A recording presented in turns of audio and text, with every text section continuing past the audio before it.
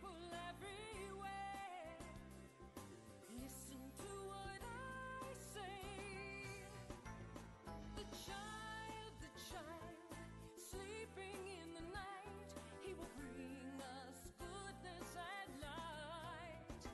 He will bring us goodness and light. Ooh, ooh.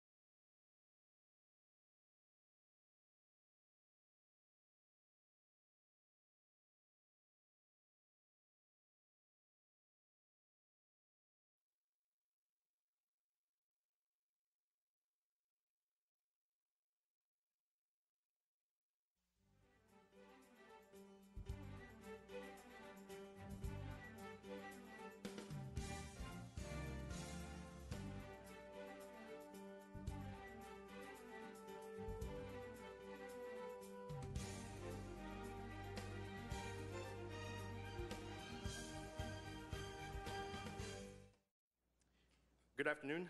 Today is December 3rd, 2018, and this is a meeting of the Glendale Water and Power Commission. Madam Clerk, if you would please call the roll. Before I proceed with the roll call, Commissioner Avanesian will not be attending tonight's meeting. President Hale, Here. Commissioner Kadikian, Here. Commissioner Lau, Present. Commissioner Carrasco. Madam Clerk, I think we will go to consent items.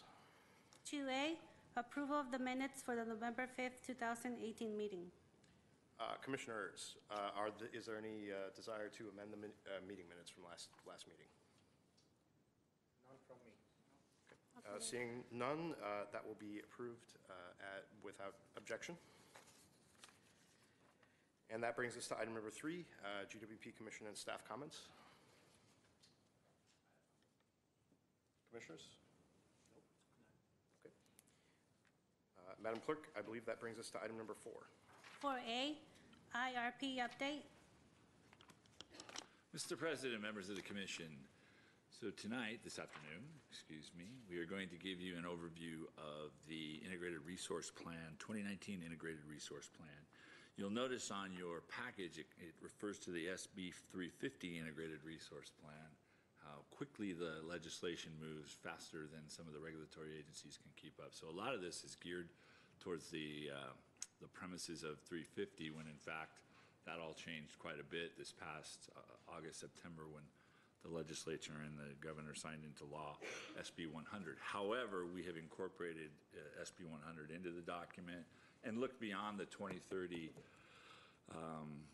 deadline, if you will, or the end of the IRP process. My sense is that within this year, or certainly next, we will see the IRP requirements amended so that they sync up with the 2045 ultimate compliance date, and I'm sure we'll be doing plans through that, at least through that period.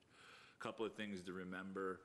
This is a document that requires the governmental agency, the council, to approve by the end of the year, but the document is actually not submitted until April, which is beneficial for us because, as you well know, we are in a very interesting situation in that the linchpin foundational premises of our plan are still left to be decided. And that's primarily what's going to be the ultimate plan with regards to Grayson and the results of our clean energy RFP, which won't be taken up until next year.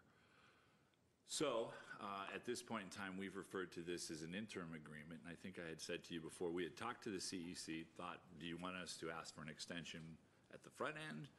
They preferred that we did this process first, and then that we waited to see if we could get the document prepared and ready by the April. If not, there is an extension period that is allowable from that period on if we have not, if our council has not made an ultimate decision on where we're going forward. So with that said, this document was put together primarily with my key staff in Ascend Analytics, the consulting firm we use, David Millar, who is going to give you the presentation, Mark Young, our Integrated Resource Planning Administrator, who's there to also assist him, are going to primarily be the presenters today. So they're going to give you the basic information, and there's some pretty distinct categories that the CEC requires that you cover: the capacity and RPS, reliability, those kind of issues, and David will go over those with you. So without further ado, I will ask David to come up and begin his presentation. Thank you, Steve. All right, good evening. So Steve has introduced me, but my name is Dave Millar. I am Director of Resource Planning at Ascend Analytics. And we've got some slides here. Should take about 30 minutes, although please stop me and ask me any questions. Just feel free. A lot of this stuff does get a bit technical. There's acronyms that I'm used to saying, and I forget sometimes that people don't know the acronyms. So please stop me if I say something like that. Let's go ahead and get started. Oops.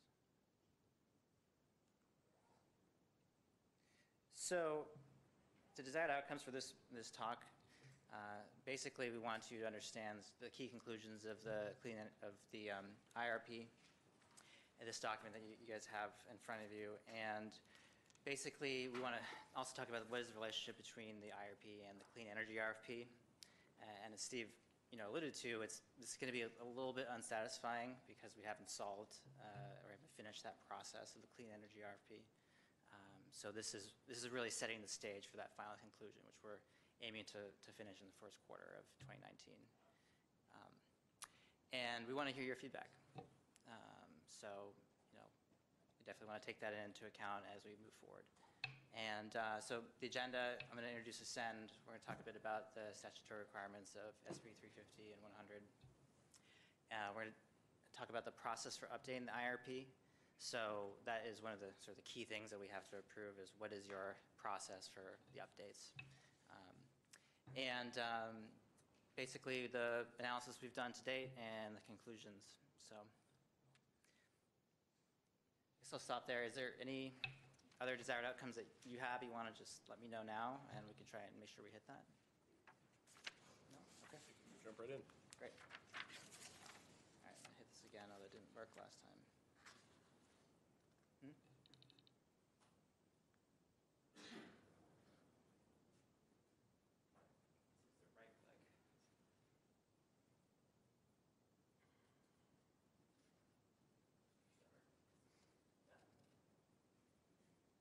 So just a bit about us.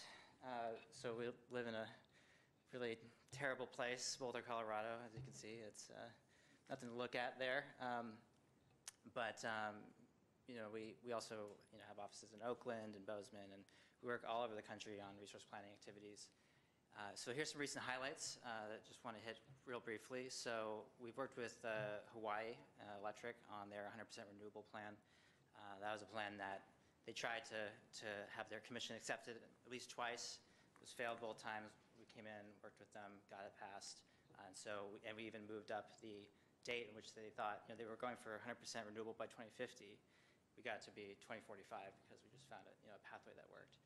So we also work with Public Service New Mexico on high renewables portfolios.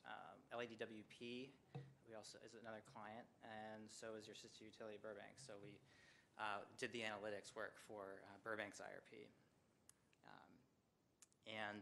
Also work in Turlock. So we work in California quite a bit and I'm very familiar with this market. So we're about 50-person company. We're primarily a software and services company. So we have an analytics platform called PowerSim. And PowerSim is a production cost model. And so we do 30-year studies with a simulation-based approach. And so that's how we do valuation of resources is through that approach, that platform. So yeah, again, we're just talking mostly about this 6 to 30-year time frame. So this slide is just a metaphor, basically, of what we do. So we're from Colorado, so we have to have a climber,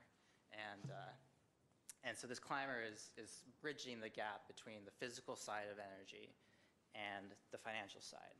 And so we're doing understanding the effect of weather on load, renewables, and prices, and also how that translates into costs and valuation, and so how do we make the best decisions? We're in the business of decision analysis, so we're integrating all these things together.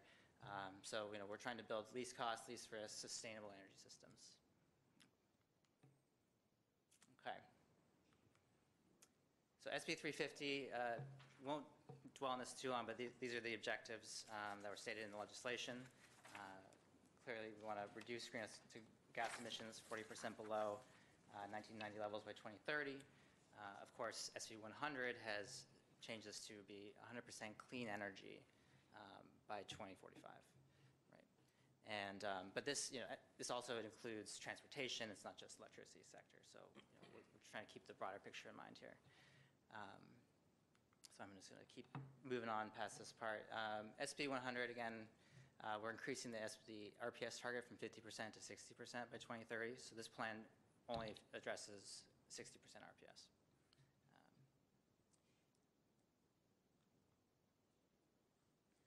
So statutory requirements we're dealing with here, basically we have to, by January 1st, the governing board has to adopt an IRP and the process for updating the IRP. And by April 30th, so the end of April, we'll need to submit this plan to the California Energy Commission. California Energy Commission reviews it, and they will see if there's any deficiencies relative to the SB 350 statute, and they'll provide it back and say, here's where you're deficient after that. So we want to be able to send it by April 30th with the analysis for the clean energy RFP and the Grayson repowering question. That is continues to be our goal. Again, this IRP does not specifically address that. And so, we can't, at this point, go into a lot of detail about what we're seeing in the RFP as we're going through the process. Okay. So here's our proposed process for updating the IRP. So basically, the minimum is once every 5 years. Now, life changes quickly, and it's changed in 5 months, not 5 years, right? So we wanted to have a trigger mechanism by which either the council or GWP management could ask for an update of the IRP. So essentially, if there's a major change, and major is subject to be, interpretation, but if there's a major change in the portfolio, in market conditions, state or federal policies, or if there's just new information that would ultimately change the strategic direction in the IRP, then the council or management could request an update to the IRP.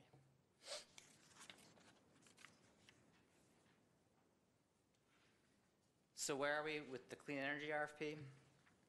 So we issued the RFP May 4th. We received bids August 4th. I think I can say we received about 38 bids. And the first round of the evaluation process we completed at the end of October. Next week we are doing interviews with a select group. And then basically between now and January, we're doing our analytics. So we're basically putting the resources into our model and doing evaluation exercise to figure out which resources are the most cost effective and can meet the objectives of the clean energy RFP.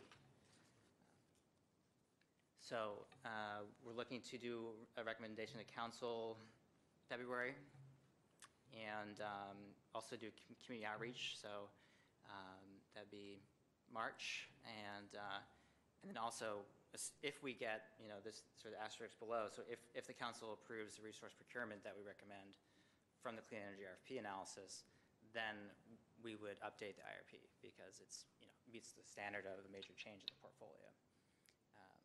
But barring that, if we do not get a definitive answer, then we either submit what we have to the CEC or we ask for an extension. So.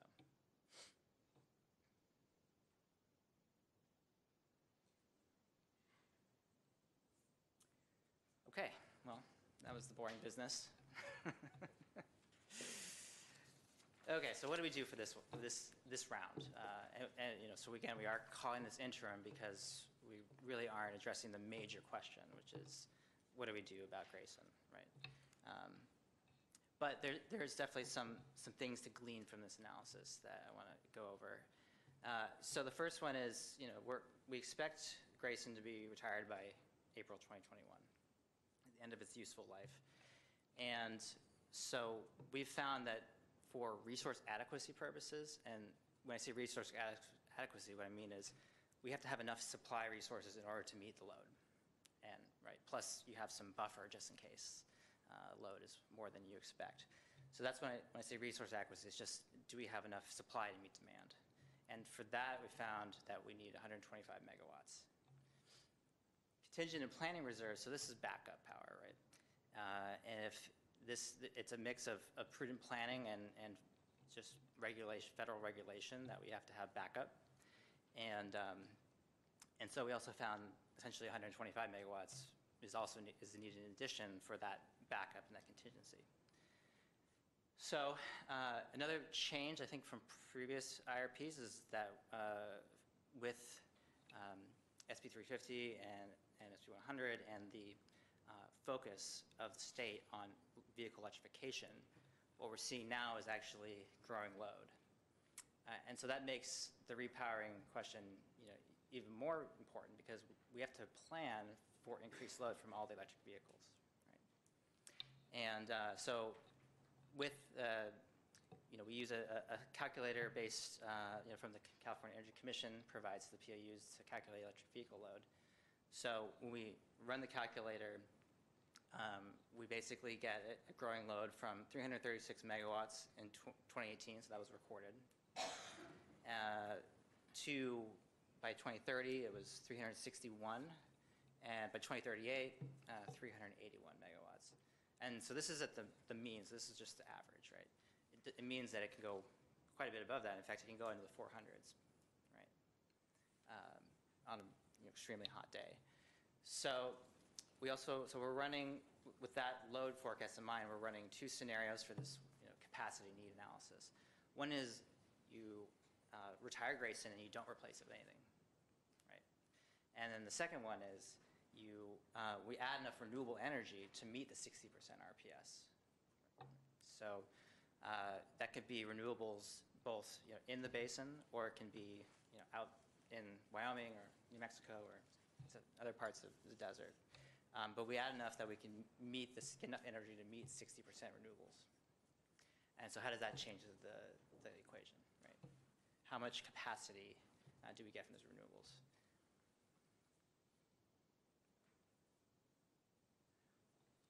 So this is a bit of an eye chart, I guess, but basically it's just an overview of the current portfolio.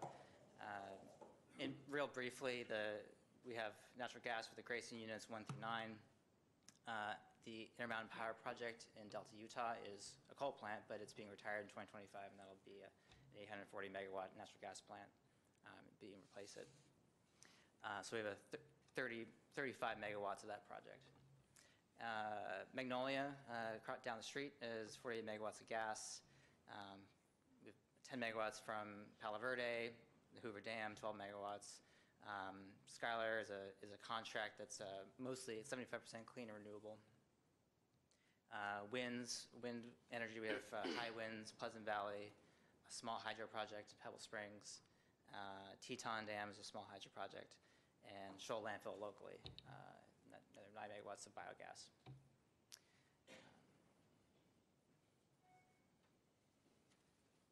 But I think, as of last year, it was 37% renewable was the clean energy content. So like I said below, here's just a chart of what we expect for load growth. The blue is essentially the added EV load. So it doesn't look like it much, but it ends up being about 25% increase, I think, 25% increase. By 2038, so by 2030, I think it's a little less.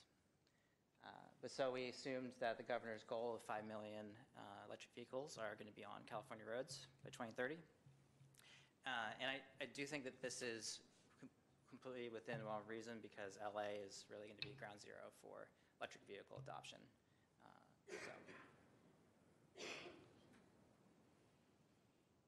This table just shows our peak demand forecast. So again, 336 in 2018. So we're showing a P5 and a P95. So we have a simulation-based approach, so we're capturing a cone of uncertainty, right? Can I interrupt you there and Yes. ask you to define that term, please? Which term? P95? Yeah. So it just stands for the 95th percentile.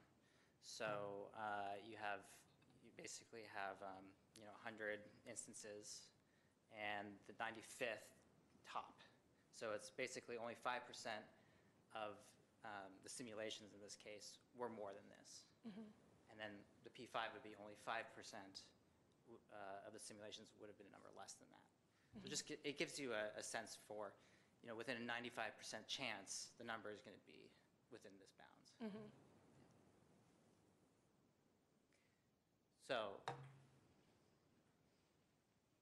So the mean, so the average peak, we estimate is going to go from 336 today up to 381 in 2038. for planning and decisions, we really kind of kept things to 2030, just because things are changing so quickly. Who knows what's going to happen in 2038, but still, we include this just for information, like if trends continue as we expect, this is what the world we might be in.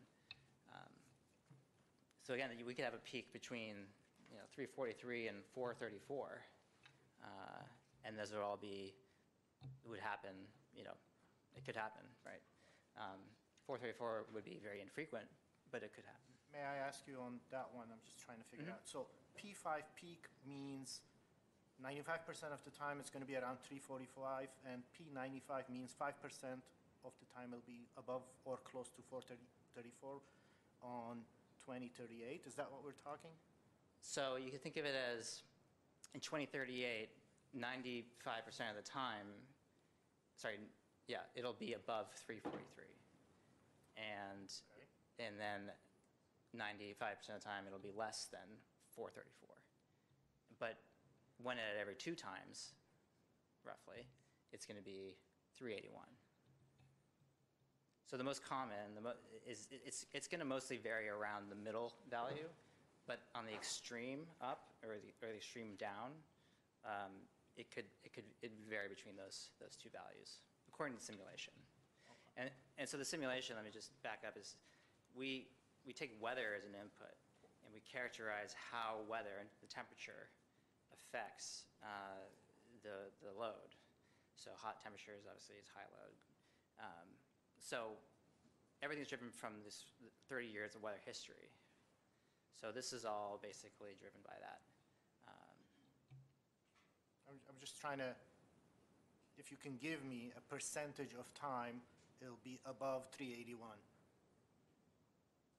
50%. 50%? Okay. Quick question.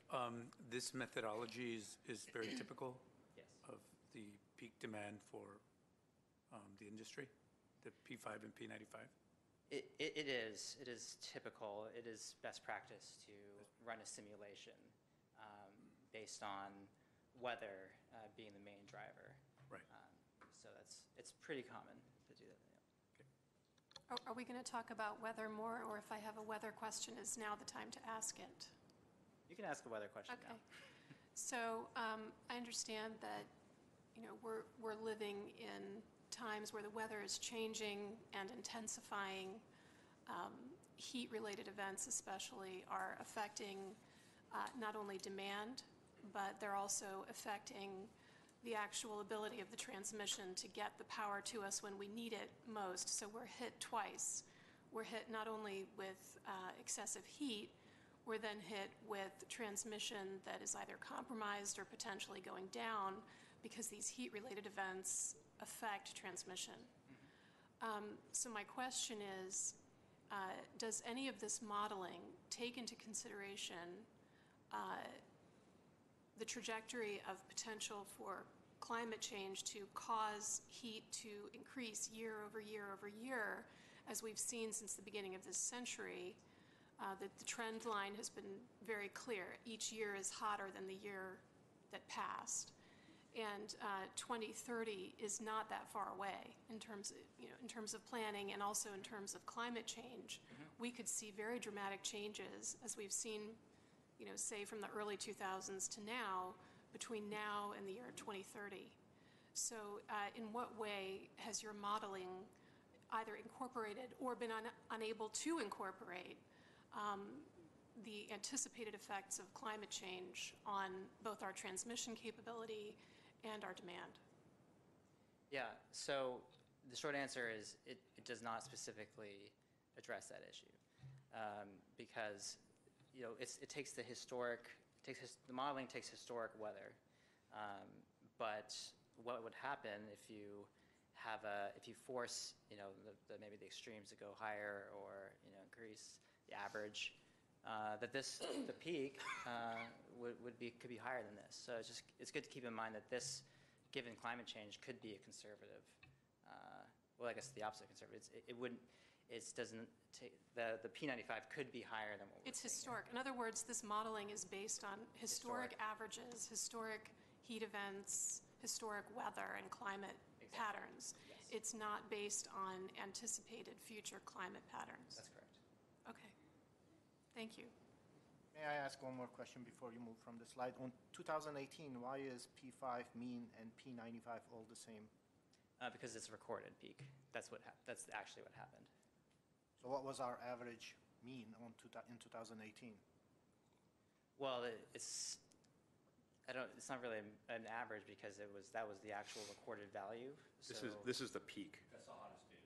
So it's not the average system usage on a day-to-day basis. This is how much we used on the hottest day with the That's right. highest demand. Okay.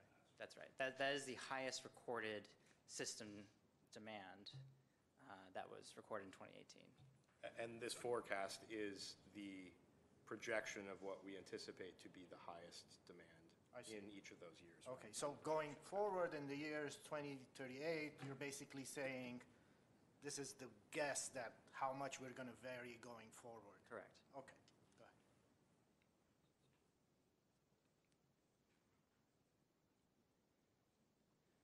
So this is a capacity chart.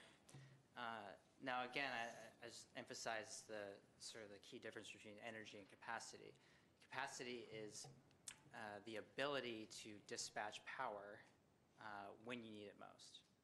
So if the blue line, I guess let me just say that the blue line shows that's the peak demand forecast for each year. So that's the amount of load that Glendale customers are using. And we have to have enough resources that we can deliver that load, deliver the energy. So what we're seeing is, pretty obvious change is that you have Grayson retiring. And so we have a situation where we have enough resources now that we have plenty of resources to be able to cover the load. Once Grayson goes, all of a sudden we're short, right? And so that is the genesis of the Grayson repowering, the clean energy RFP. We have to solve for this gap. We have to get the line back up above the peak demand line, right? And this also includes the renewables, right? So the added renewables. So we found we had to add 240 megawatts of renewable energy between solar and wind, primarily. You could do geothermal, but most of it is just solar and wind. But solar and wind do not add much capacity, right? So they're not dispatchable. The wind blows when it blows, the sun shines when it shines. And it also is variable, right? So the ability to count on it to be there when you need it, when the peak is the highest, is limited. Could I ask a question Yes. about that? Mm-hmm. So I have solar panels on the roof of my house. Yep. And on those very hot days, especially August and September, the days are usually fairly long, and we do have a lot of sunlight. We don't have any rain in the summer here, and very little cloud cover. So usually those solar panels are outputting right at the point where we in our household are off-taking at the highest amount. So can you talk about that a little bit more in depth?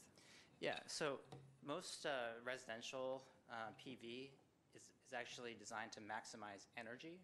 So what it means is that the panels face south. And so why does it face south? Because that's how you get the most, that's how when the sun comes over, it gets the most energy, right? If the panels were facing west, then they'd be outputting, basically when the system needs it for capacity reasons, right? And that's so you have a later, so the curve of the output basically peaks later. So the problem with most, rooftop solar and most solar that's been put out there to date is that it's been maximizing for energy. And that the actual peak, what we call the net load peak, so the peak after the renewables, happens basically after the sun is much further down and is not really outputting that much. So it does, you're right, solar does have typically a better coincidence in timing between the peak and then of the system versus the peak of the output. But still, we can only really count on it. The coincidence factor, it ends up being basically you have to discount the nameplate, so the capacity of the solar, to about 25%. So by nameplate, you mean what it's designed to Yeah, produce? so say I have 100 megawatt. This is a 1 megawatt system, Right. or whatever it is. Right. But you have to discount it based on what you're actually going to get and when you're going to get it? And when you get it, exactly. The So timing is the key thing. There is a tension here between maximizing production and actually maximizing production during When you periods need of it. actual consumption. Yeah, exactly. Okay. Exactly. Yeah. So one of the things, if in the future when Glendale, has more rooftop solar in its territory, one of the things you want to keep in mind is we want to really incentivize folks to have it point west and don't maximize for energy, maximize for capacity, because that is the value, right? Is the capacity value. And batteries also do a similar role, right? Batteries move it from the solar peak to shift it to when the system needs it.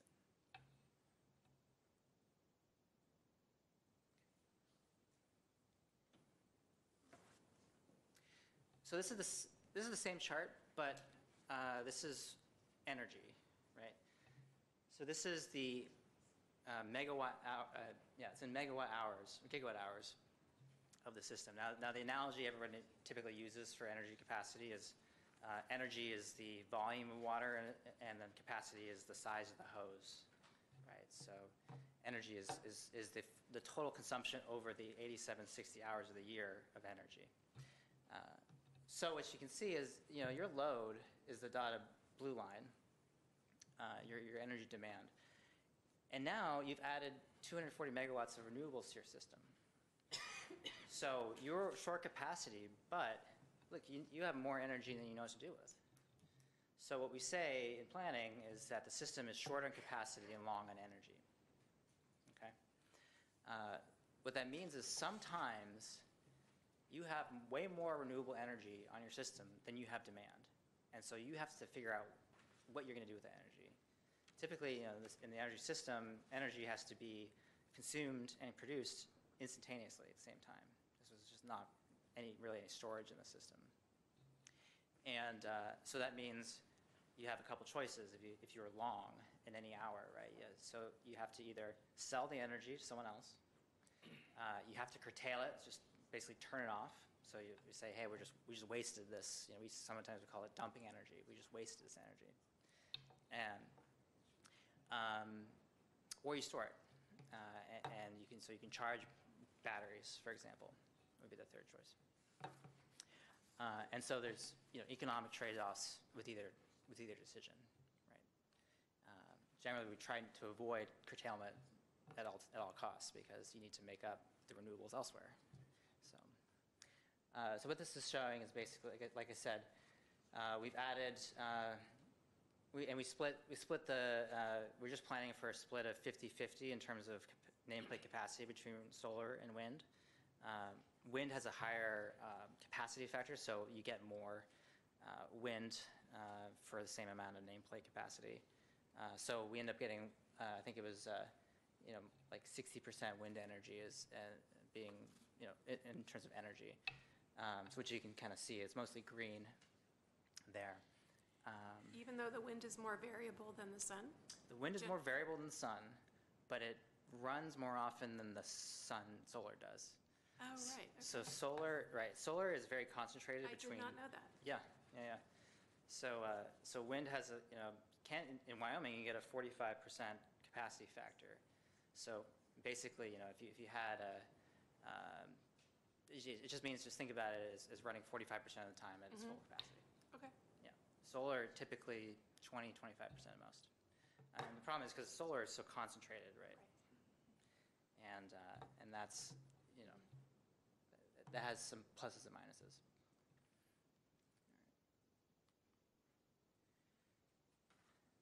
So we do this analysis called loss of load probability analysis, and it's basically we using simulated weather, like I was saying before, and we simulate solar energy, we simulate wind energy, we simulate the load.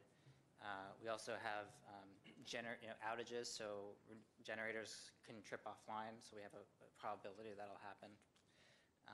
And we also, if we have a battery in the system, we can track how, let's say, the charge of the battery is and its ability to basically keep the lights on, right? So, what does loss of load look like? Well, what you can see here is that you essentially have a distribution of your load, and you have a distribution of your generation output, and you can see the generations on the right. And your load is much more variable.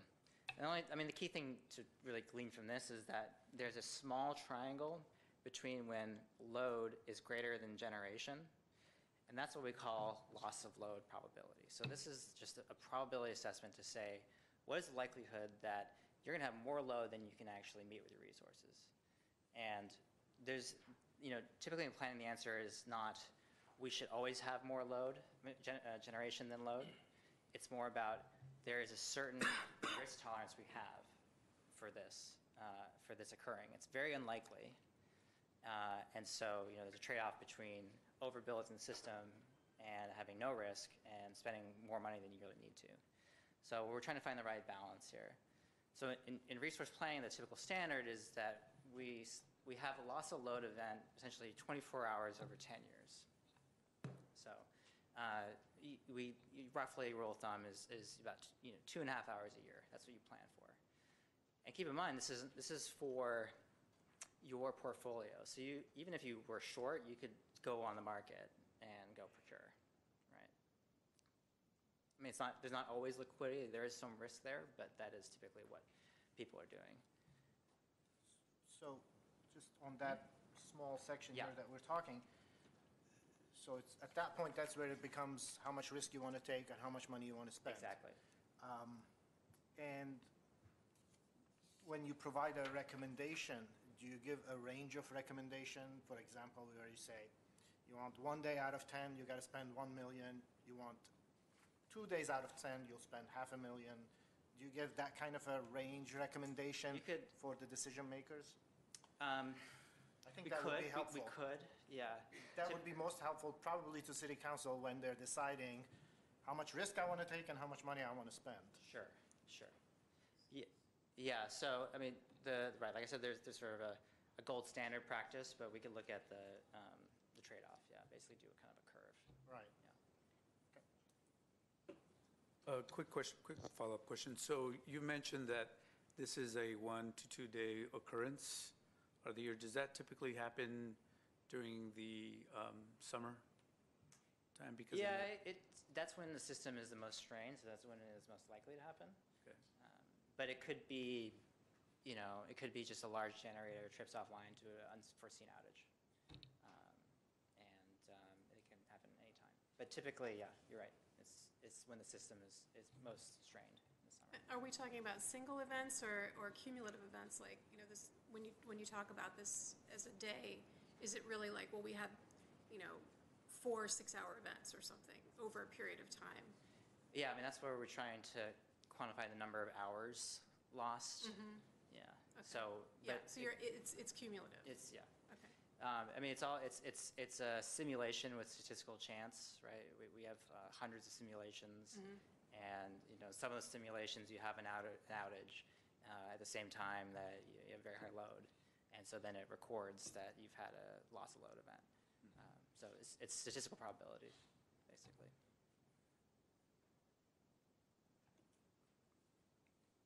All right.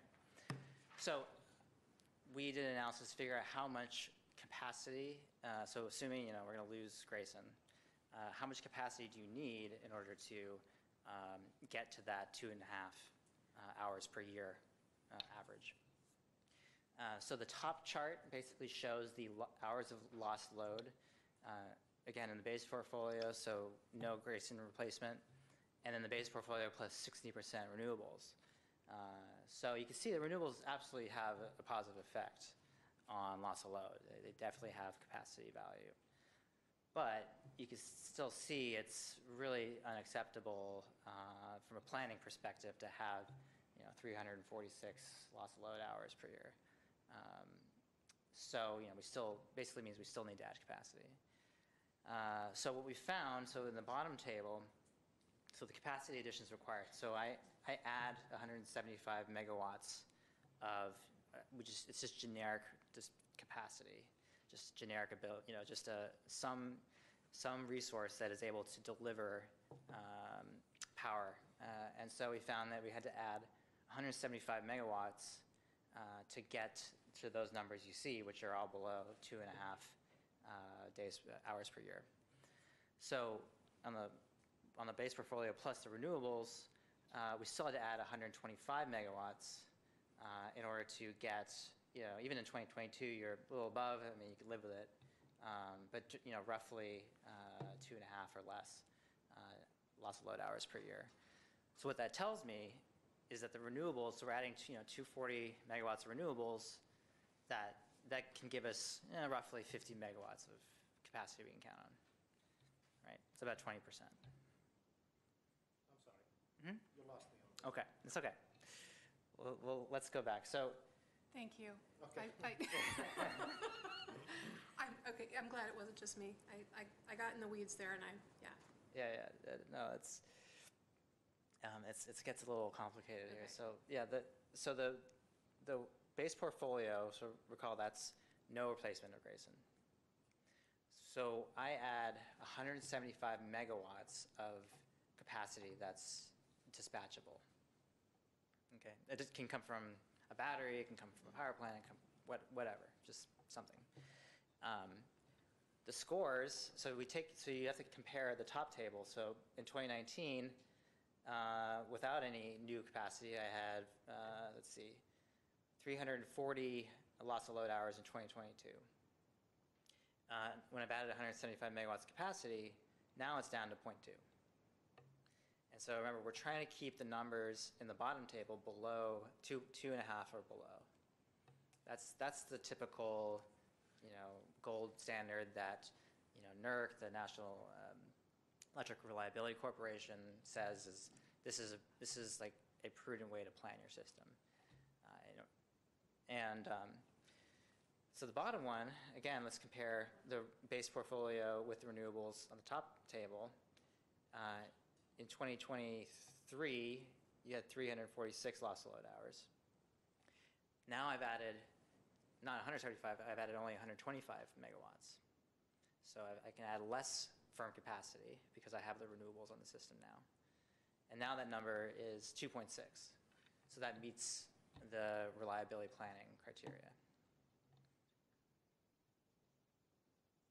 Does that make sense? I get it. You get it? Yeah. So basically, renewables give us some capacity, but we still need, 125 more. And just to go back to where we started, what I said at the beginning was you need 125 megawatts for resource adequacy. But that's where that number comes from.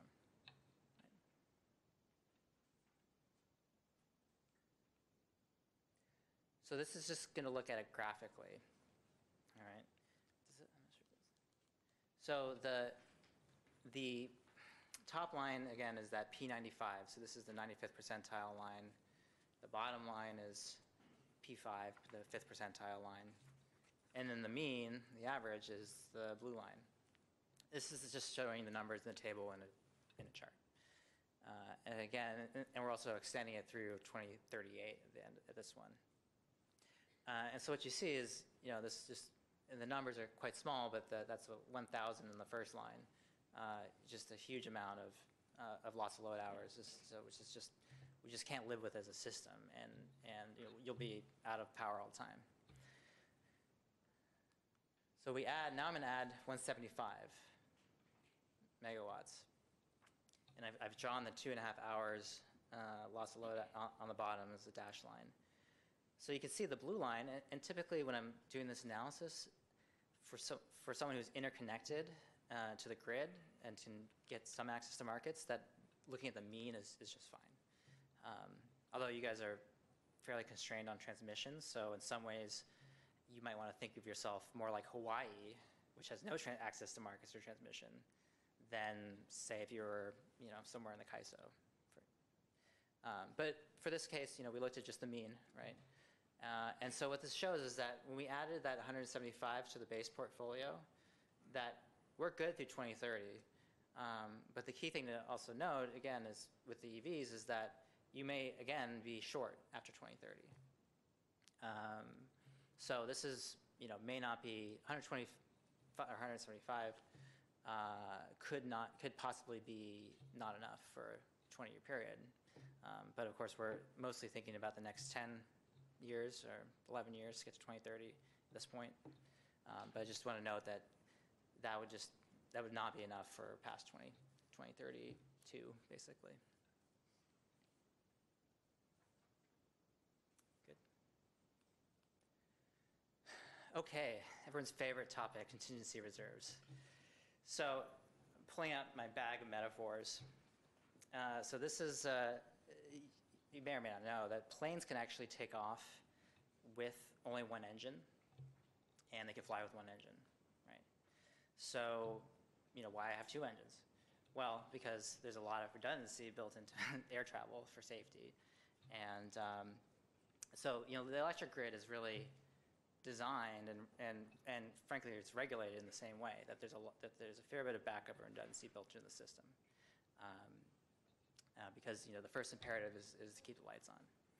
So, and this is, as you know, we have about 200 megawatts of import capability into Glendale from the outside world.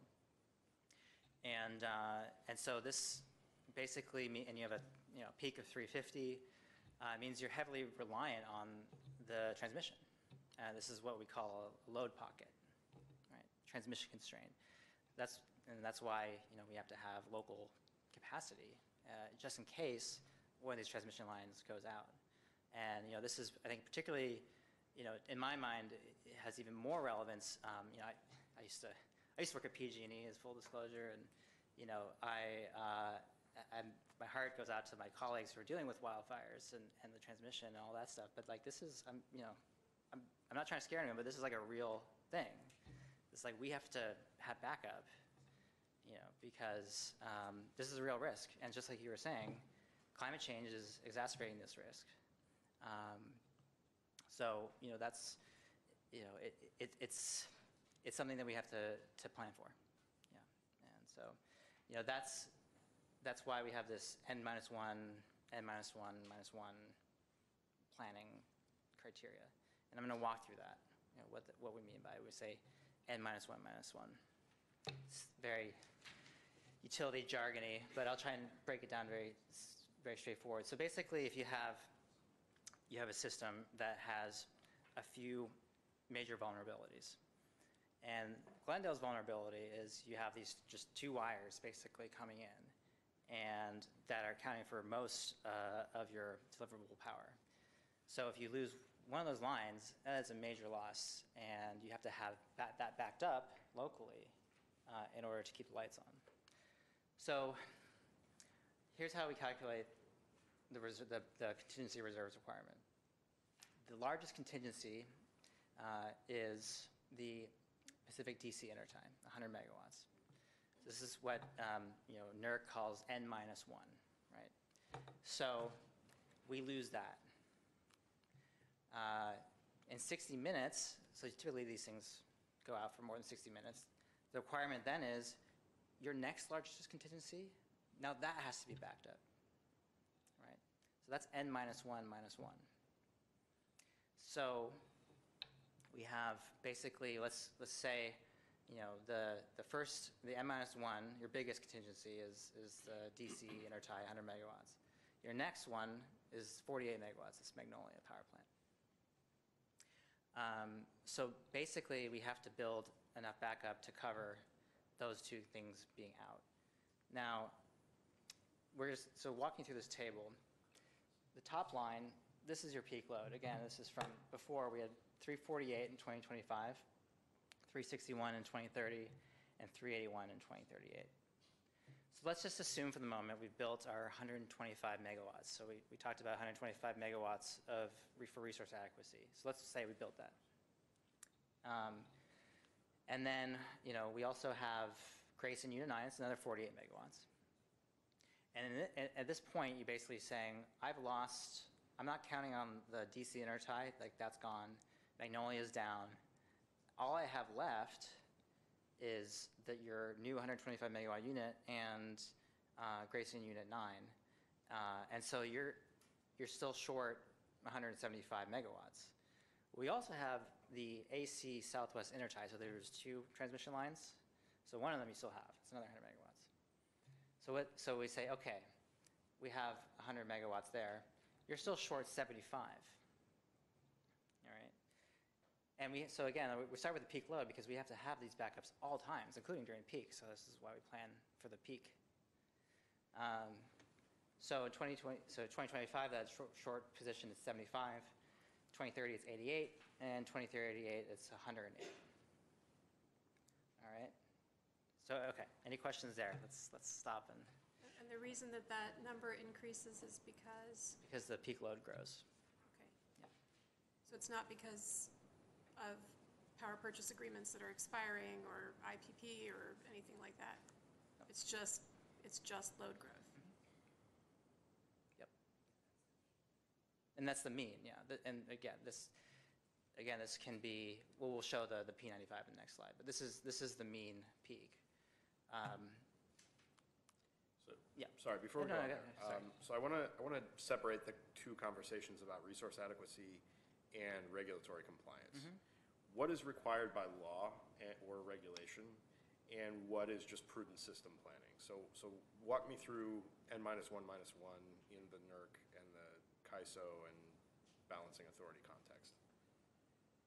Yeah, so the N-1, -1 is a NERC requirement for all balancing authorities. And also, my understanding, with your, basically LA, you're in LA's balancing authority, but you are still responsible to plan and be ready for that yourself. So. That's correct.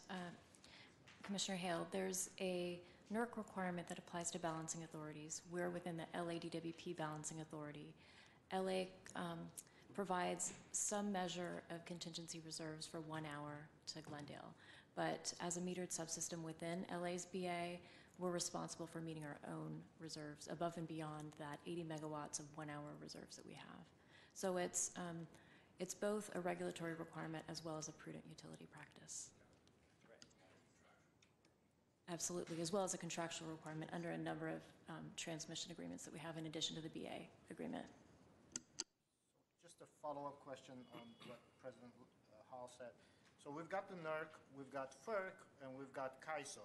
Yes. Not that I am pretending I know much about those. The N-1 of NERC is meeting the requirements of N-1 of FERC and CAISO? Well, Glendale is not a member of CAISO, so it's not relevant here. Okay. But it is, so FERC oversees NERC, so yes, it's both. FERC and NERC. Does FERC have any lower requirements or higher requirements? No, it's the same. The same? It's the same. Okay. And if I may add, the resource adequacy requirement is really a CAISO construct. It's a prudent utility practice as well, so it's something that we are looking to as part of this IRP. And it's why we haven't used that terminology as we've gone through, because it's a CEC requirement that applies primarily to the CAISO. So we've, in our discussions, have always called it our contingency planning requirements, whether they be regulatory, contractual, or best practice. Yeah. And so for CPUC regulated entities, which you are not, it's a 15% reserve margin,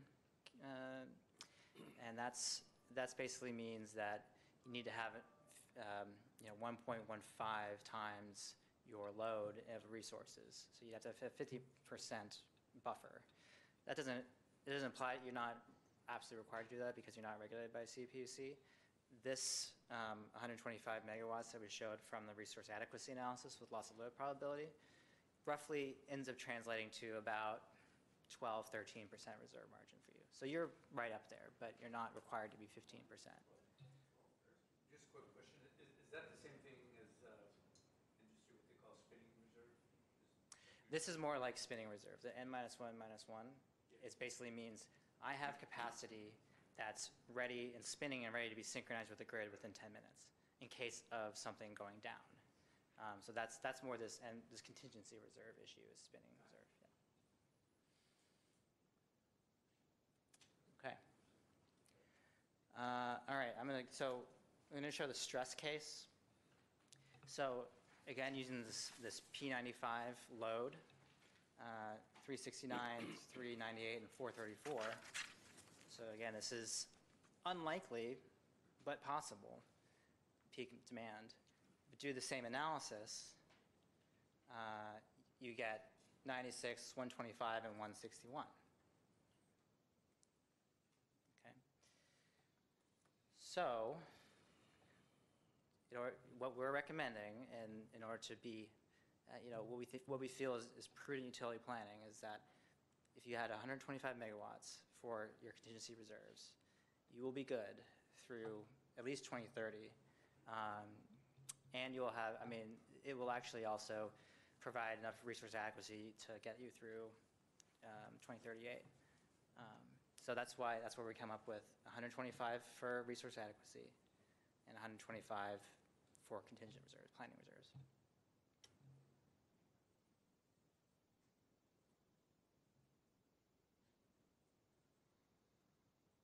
Okay. Okay, that's all. That's the first conclusion I have about the 250 megawatts. This is roughly consistent with what previous studies have found. I think the last study showed 262 megawatts. We found pretty similar conclusion. Okay. Our second conclusion is that Well, okay, yes, sir. this is your conclusion as of now before getting the results of the RFP. This is basically what we see as the need for capacity and how we solve, like what is the capacity that is going to fill that need is the result of the clean energy RFP. So what we're doing is we have several new resources to consider to build a portfolio of resources that can meet this requirement. Well, I understand that, but, and I don't want to go into a discussion about the RFP, but isn't the RFP also somehow trying to minimize the load by? Sure, we look at it we look at it the same way. So either you reduce the load or you add resources. But yes, it's if you had a load reduction, then that would change the bottom line numbers. So when the RFP comes up and somehow there's a load reduction, this might be revised. Yeah, that's right. No, it won't be revised. It'll play into meeting the 250. So you either add some type of energy to cover it, or if you reduce it through another program, then you've accomplished the same thing. So the need is still the need. Right. You just may not need, if you're able to reduce that down through a program or a project or a process, then you'll need less, whether it's generation or renewable contract. But it all fits into a single unit. What I'm trying to go is if we get some sort of miraculous efficiency, isn't that going to bring down the whole load and the need? Right, it addresses it, but it doesn't change the fact of what the need is. The need is the need. What we do to address the need may be any kind of generation, storage, energy efficiency, distributed generation, behind the meters, the things. Those things will all address what the actual need is. But this is what the need is. So this is what you have fixed. to go. That's what you're saying. It's exactly. a fixed. You have to go Okay. after this number, Right. and however you go after it, that's what However remains. you chip away at it, Right. whether it's by That- actually not using energy or by producing it. That's one opportunity. Now, again, as David has said, you're looking from a reliability standpoint at dispatchable, solid capacity type things, and that's another issue that we'll get into when we get back to what we actually come up with from the RFP and what our next conclusion is. But you're not going to, you still have this is what your need is. That's a fixed. I'm lost a little bit because I can't see how the need could be fixed. What's the purpose of doing any kind of efficiency? Let me just. I think this is just it's really just accounting. So Okay. when we planners think about like energy efficiency, we think of it like a supply resource. So we think of it as below that peak demand line. Right. It's just like a negative load. So it's more like, if we, or had behind the meter solar or efficiency, and then you change your peak demand forecast, that's just doing it above the line, but it's all the same thing. It's just where you account for it. But the way we think about it is, it's like a supply resource. Essentially, what you're saying is right. It's just what we're saying from a strictly, here's the need, how you address that need may come in a different, but essentially, if there's energy efficiencies, they'll accomplish what you're saying. It's almost as if you produce the electricity that you didn't use I see. By just Exactly. not, by just not I using see. it. by not using it. Okay, so when we're talking 250 is the need, not necessarily the generation of Grayson or whatever else. Oh, no. See, that's why we said, there's nothing in here. Don't make the supposition of what the technology will be to meet the need. Think of it, Okay. think of what it in the terms need of, is. think of it in terms of budgeting. If you have a $250 million deficit, you can make cuts to reduce that deficit, Got it. or you can add more money. You can raise taxes. Exactly. Right, so That's you a can find- really, that's a really good And analogy. don't think of it so narrowly as what generation at Grayson would be. Okay, That's why David even said, we made the assumption, that extreme assumption is there is no Grayson. Yep. That's why we did it. Right, so the next step, as you're, all alluding to, is that we're trying to find the best portfolio of resources to meet this need, and that could come from demand side, what we call demand side resources, so energy efficiency, rooftop solar, and it can come from supply side, so it can come from a large renewable plant, it could come from a power plant, it can come from a battery, right? So we're trying to find is really the most cost effective, and obviously we have to get to zero carbon, so we have to have a portfolio that will enable us to track towards that 100% greenhouse gas free, 60% renewables portfolio, right? So that's the juicy part that, like I said, it's going to be a little bit unsatisfying today because we're not getting into that, but that's coming soon. What we can say on resources is that we do believe that a 50 megawatt, 200 megawatt hour battery will reduce the need for thermal generation. Okay, so what do I mean by 50 megawatt, 200 megawatt hour? So 50 megawatt, that's the capacity, right? That's the ability to meet load. 200 megawatt hour means that's the amount of energy that the battery is storing, right? So a 50, that's a 4-hour battery. That means you can sustain 50 megawatts over 4 hours and be totally from charge to discharge. That in itself would be, as of 6 weeks ago, it would have been the largest battery in the world. Today, it would be the second largest battery in the world because PG&E just announced they're building a bigger one. But still, it's nonetheless historic. And we do have proposals to evaluate of this nature. So I will add, on a watts per customer basis, there wouldn't be anybody in the world that would be close to no. that. Not even close. no, absolutely not. So this battery, again, would basically charge during the middle of the day when the solar peaks. We're going to charge and then store up all those electrons, and then when the system needs it in the later afternoon, it's going to discharge. So that's when we use it for, what we say is we use it for capacity. There are other things that batteries can do. So batteries have been called, the Swiss Army knife of resources. But there are other things that batteries can do that really help the system, including essentially integrating renewable energy. So renewable energy is variable. Batteries can go up and down, charge and discharge, and provide really valuable integration services that typically today, your thermal generation, like Magnolia, is doing that up and down motion. Power plants really don't want to do that. It's really inefficient. Batteries are really good at it. And so it provides not only capacity, but system benefits that, especially for renewable integration. Okay. So we think this is, we think this is a good option. Batteries are still relatively expensive. I don't want to mince words on that, but the prices are coming down very rapidly. So, and I'll show it here. this slide. So this is a Bloomberg New Energy Finance forecast of, this is the prices for the battery packs. So, you know, this is like your iPhone battery, right?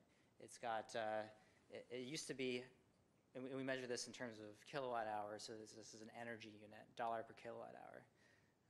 So it used to be 2010, $1,000. Then in 2015, it was 300. You know, today it's rapidly approaching 100. Maybe not quite there yet, but it's getting there really quickly. If you wait till 2025, that number could be half again. It could be 50. So that you know, with any technology that is rapidly declining in cost, the first mover has a disadvantage, right? It's better to actually wait as long as you can and then buy it to be most cost effective. But we do need the capacity by 2021. So you know, if you could wait, maybe you would get a better deal, or maybe we can phase in the deployment of the batteries in order to get the best deal.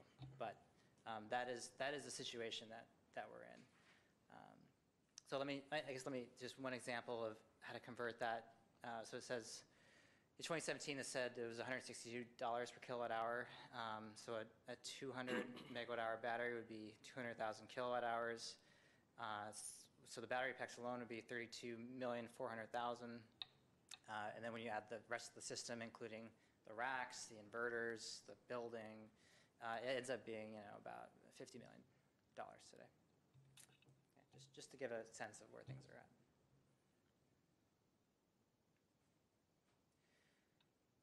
Okay, so this is I have a kind of a personal thing where I don't show pictures of the duck chart, but this is basically the duck chart. Right.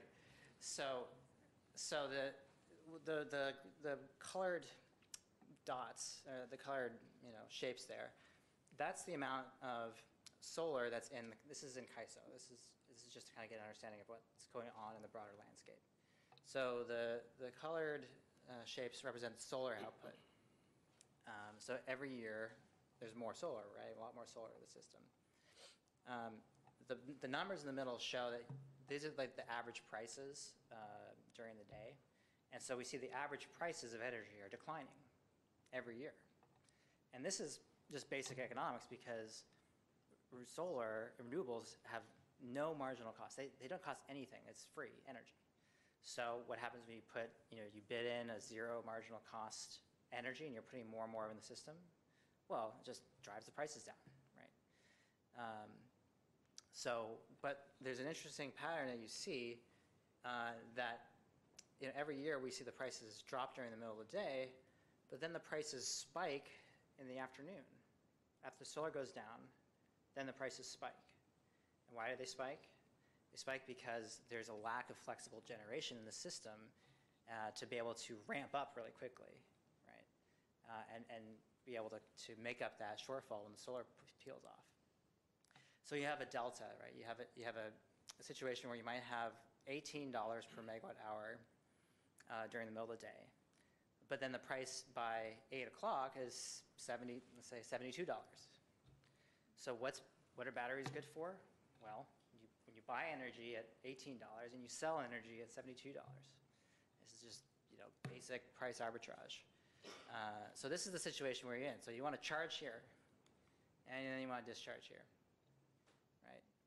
So this, you know, as more renewables are added to the system, this situation gets better and better for batteries, and that's why I expect a lot of batteries are going to be coming on the system in the next 5 years, 10 years.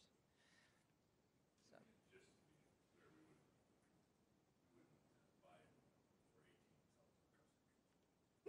No, I mean, yeah, I mean, Would not be the goal. Yes. I know this is not a battery technology 101 Sure. class here, but It's okay. But the timing between the periods where it's the cheapest, is that enough time to charge the battery? Yeah. Yes, there is. Yeah, batteries charge pretty quickly, and so, These are 4-hour duration batteries. So say we're going to try and discharge it between 3 and 7. So that gives you plenty of time between 9, 10 in the morning till 3, 4 in the afternoon when you can charge it. So that's that's not really a problem with batteries.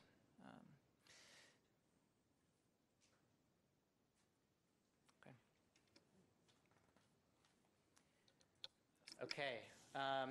Conclusion 3, and this is really the last one, and it's brief, but we do believe that 60% RPS is achievable with the system you have today. Although, you have 200 megawatts of import capacity roughly, and we had 240 megawatts of renewables. So some of that, will have to be local, right? But we do believe, or maybe more transmission. I mean, a great outcome someday would be more transmission, but from my understanding, it's just been extremely difficult, if not impossible, to get more transmission. It's really hard to build transmission when there's all these very expensive houses up there too. So we assumed that no additional transmission, but that would certainly help. But we also know that procurement would basically need to start immediately because we do have a short position we need to fill quickly. So, I think one of the we need to just basically start evaluating renewables as soon as possible for procurement. Sorry. Yes. What was conclusion 2? That the battery could reduce the amount of thermal generation. It's our 50 megawatt battery. Conclusion 1? Conclusion 1 was need 250 megawatts of local capacity. I see. Okay. And RPS stands for? Renewable Portfolio Standard. Yeah. So the Renewable Portfolio Standard, again, is going to be 60% of your retail sales of electricity need to be sourced from a renewable resource, as defined by the state of California, which includes wind, solar, geothermal, biomass, and small hydro. Thank you. Does not include nuclear. Does not include large hydro. And but looking towards 100% greenhouse gas free, you can include nuclear and large hydro. So your stake in Palo Verde and in Hoover Dam would count towards that. By what year did you say? 2045. 45, yeah. Okay. Yes. I assume none of us are still going to be working here in 2045, but We'll all be here, we'll all be here sitting in this chair. having this conversation. Okay, yeah. So, here's just some conclusions. Just some comments, basically. But solar has a benefit. We can get it locally. We don't have to transmit it very long distances. For example, the wind in Wyoming is great. Like I said, is 45% capacity factor, but you have to transmit it all the way from Wyoming to here, and that costs a considerable amount of money. Yeah. In addition to money, I think I'm going to kind of jump back to my previous question. What kind of risk does it expose us to? Because the longer the transmission is, and Wyoming is really far away, the longer we're transmitting our energy, even if that energy is reliable, inexpensive, and is helping us to meet our RPS requirements, what kind of risk are we exposing ourselves to as a utility, as a city, given just the sheer distance that this energy has to travel, in addition to the fact that we know that the electricity itself is degrading as it's making that, 1,500-mile trip, in addition to the fact that we know, again, with changing weather patterns, are we exposing ourselves to the risk that, again, a climate-related event is going to take down our transmission? And again, we are, as you said earlier, Hawaii. Yeah. We're islanded. Yeah. So how does that factor in in terms of, how does distance itself factor into the calculation of risk? Sure. So you're absolutely right about losses. You have more losses there. I mean, you get more energy because it's a higher capacity factor than solar, but you do lose more over the distance. The timing, electricity travels near the speed of light, so that's not really something that we think about. Okay. So, but it is definitely, like you said, you are at greater risk if there is some sort of event, fire, or who knows what. That can take down a transmission line, absolutely. But that's why, again, we have the emergency backup. That's why we're backing ourselves up. So basically, that's what NERC and FERC are really all about. Exactly. Is exactly that kind of exposure to risk. Exactly. Okay. Exactly. It's not an organization known for its risk taking. Let's just put it that way. Yeah. So, but the benefits of wind is that it tends to have an output profile that complements solar. So solar, obviously, we know when that shows up. Wind actually tends to show up when solar's not there. Right. So a balanced They're portfolio. complementary. Right. So a balanced portfolio of wind and solar is really typically the best way to have a diverse portfolio that maximizes the energy and the capacity benefits. So.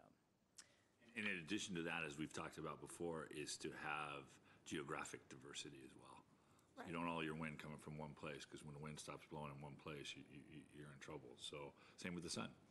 So you want to try to the best we can, because our transmission obviously is not only limited in amount, it's limited in where it goes. We're just essentially the Western United States. So, but you'd want to start looking for energy sources, even if they're of the same type, maybe like Nevada and Arizona and California. So that you don't get caught in a snowstorm or a rainstorm. It's a freak deal in Nevada, and the next thing you know, you've lost everything. And I think the city of Los Angeles has actually experienced that on a couple of their projects. So it's a lot more thought than just saying that project, I like that project. Right. Regardless of where it is, you want to start looking at diversifying your geographic areas in your portfolio as well. Okay. So I know I want to be respectful of people's time, so I think we're almost done here. I just want to say that 100% GHG free is a challenge. We don't know exactly yet how we would solve it. We do want to work on it in 2019. Okay.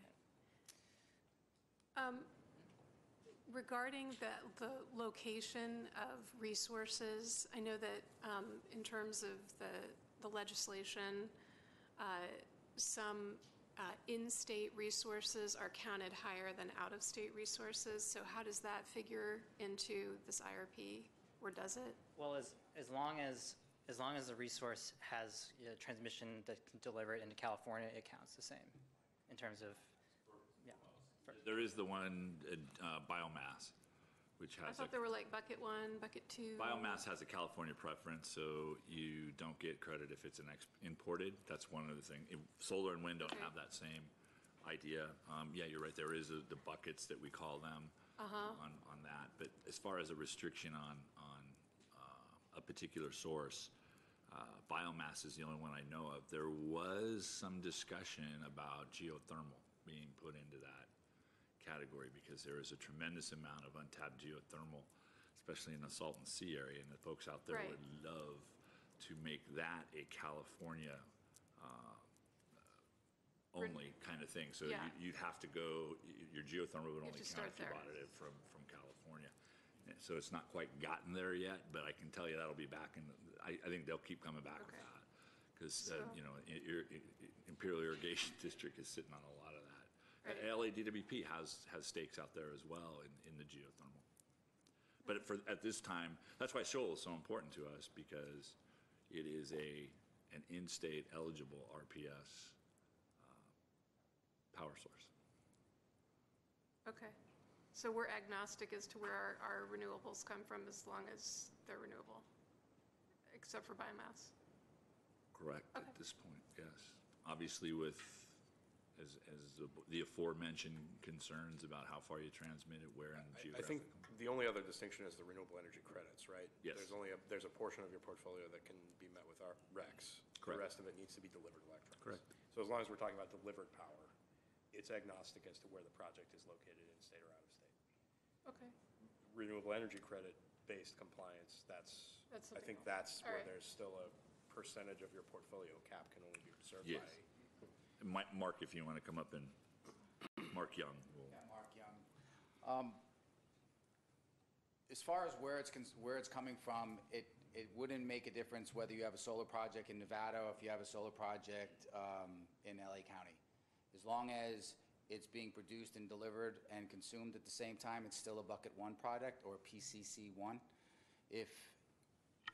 So being outside of the state doesn't make a difference. We don't buy Bucket 1 products and typically dump it into California and just take the RECs. We don't remove the RECs and carry those RECs because we are energy deficient. So then we would have to buy that energy, and we'd be buying brown energy, so it would be subject to the carbon cost. So we tend not to do that.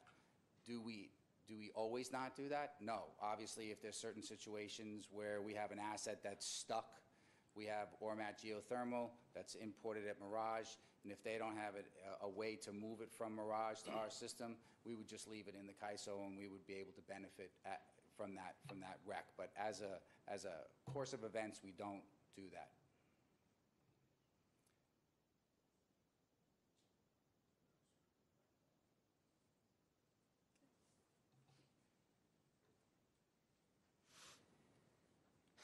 Okay. This is in the IRP, this chart. This just shows the expansion of the renewable energy over time. You can see the glide path. The blue line is the need for renewable energy, and then the colored resources show how we meet it. Green is being wind and yellow being solar. And we also include Shoal landfill, which is local renewables as being contributing towards that. And Ormat Geothermal, Teton, Skylar, Highwinds, those are all existing resources, but some of which do expire, so we have to make up when those expire, those resources.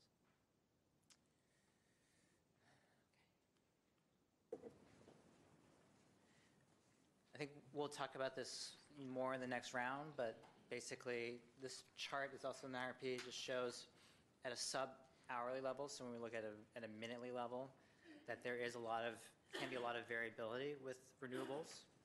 This shows, the top line is your load, so you don't have very much variability in the load, but the yellow line is, this is hypothetical for your system for a day.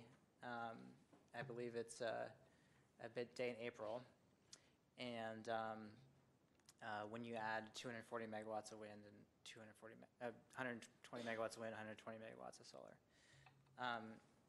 And so you can see you have the solar coming up, the yellow, the wind, and this day it was very quiet, it wasn't very windy at all. And then, we have some wind generation coming up again, just following the way nature is putting it through. And then the black line with the sort of brown squiggliness below it, that's what we call your net load. So that's basically your load minus those renewables. And when you have, when you're following the net load, basically means the rest of your portfolio has to either ramp down or ramp up in order to compensate for the renewable variability. Do you mind if I go point Yeah. at that? Because I want to make sure I'm getting this Please, right. please.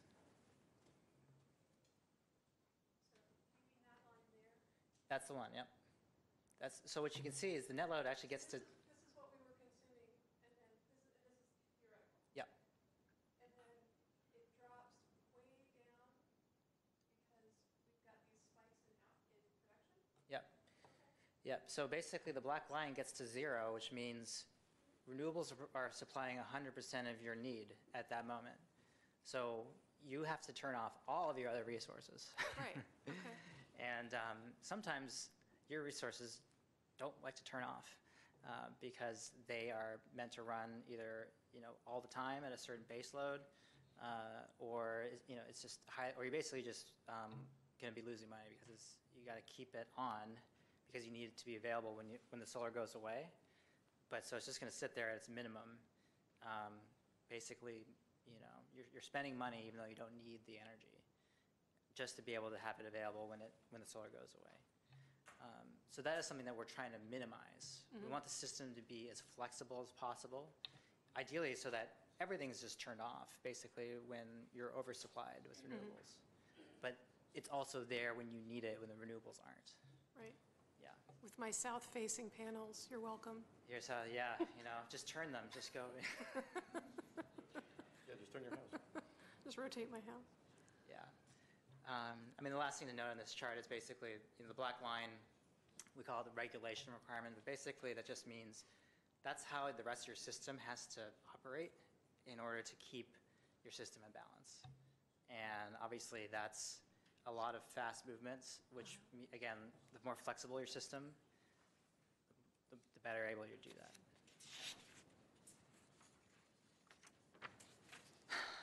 This just shows that as more renewables come online, that you have more volatility. I just showed you that, but basically that's what this is. So here's the bottom line. We're basically adding renewables so that it's your base source of energy. But renewables are increasing volatility, and so flexibility is really what we need for the future system. And then this goes from the least flexible on the right. This just shows several different resource options in terms of integration technologies. So obviously, nuclear and coal plants, those aren't flexible. Those run all the time. Combined cycle is not as flexible as compared to a combustion turbine, an aeroderivative, which is just an airplane engine strapped down, to get it that way. And an internal combustion engine, and then the battery is really the fastest and most flexible. So, the resources for the future to integrate renewables are on the left side. The resources of the past are on the right side, right? So, again, we'll get more into the resource side of the equation when we do the next round. I can also probably, you can also include like demand response on the left side.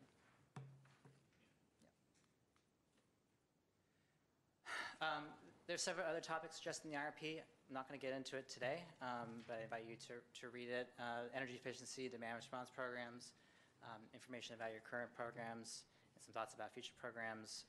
We are evaluating additional efficiency programs as part of the Clean Energy RFP, so there will be more information there.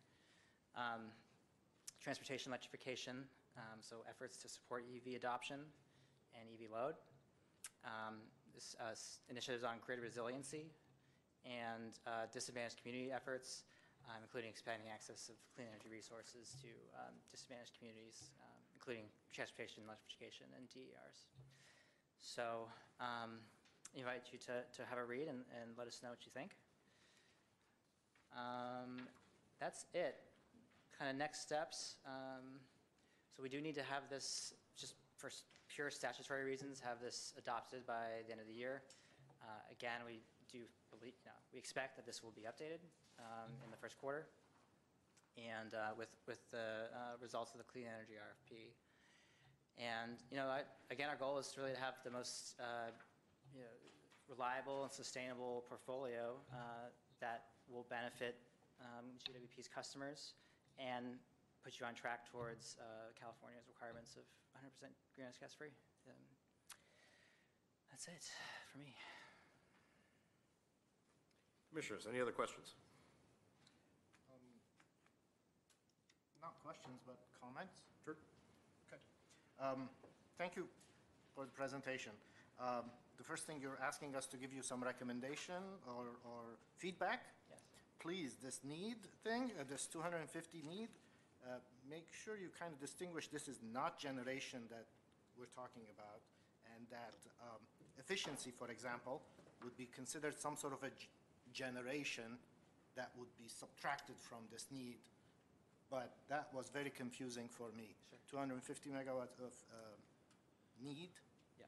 kind of with, I think most people think net need, as opposed to this is gross need, I think. Sure. From that, you're going to deduct efficiencies and what have you and consider those as generation of some sort. So that's my suggestion, because lay people reading this, me included, need, I figured what Grayson has to generate, need. Sure. And I understand I was wrong, but Grayson's not, yeah, it's not a I given. understand, because this 250 number pops up everywhere, so Yeah. people might confuse it with different things. Right. I think we explained it a little bit better in the actual IRP document. I think, but yeah, it comes through a little we'll more double check. clearly Yeah, it was in a single slide in a PowerPoint didn't probably do it justice. Well, yeah, But we'll look at it in the IRP document as well. I think the big takeaway there was 5 years ago when we did the IRP, we didn't factor any load growth in. We factored no load growth in. We were extremely conservative.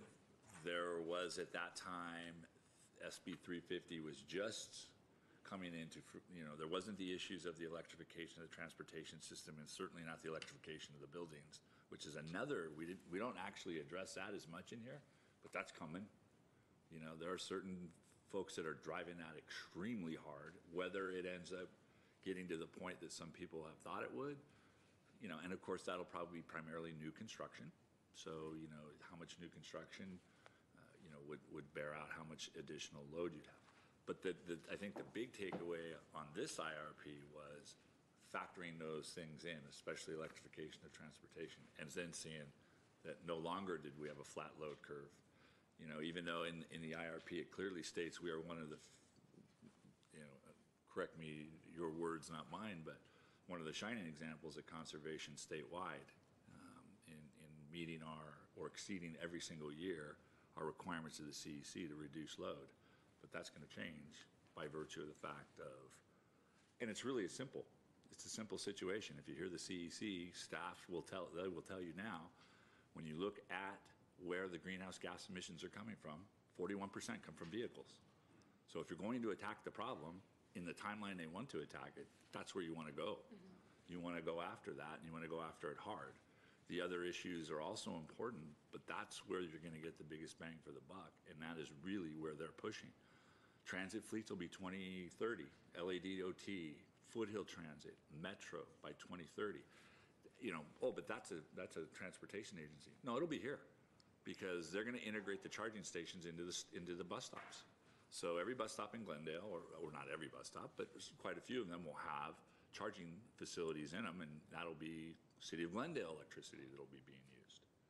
So that was, of all the things, I think that might have been one of the biggest takeaways is this load growth where we had been extremely conservative before, and now it's going to go up for good reasons. It's going up because we're going to go after and attack, that issue that contributes at least, significantly more than any other factor, the greenhouse gas emissions. But it's something we have to deal with, and it has to be in the plan. And how we deal with it yet remains to be seen, but it's just another goal for us to shoot for, a moving goal at this point. When you're considering the electrification of vehicles and vehicles requiring charging and such, some of the technologies out there are talking about using the battery of a vehicle as a battery to shift power and all wall units, or even commercial scale batteries. Are these things being considered, or have they been factored in when this was prepared? Certainly we've considered it. It's not specifically factored into this IRP, but the thing about the vehicle to grid is that so far it hasn't had much traction, because typically the auto manufacturers don't want to see the utility, charging and discharging the battery. It wears down the battery, so that it'll void the warranty. So basically, there's been, I think, a couple. I think PG&E has a pilot, but it's really just pretty theoretical at this point.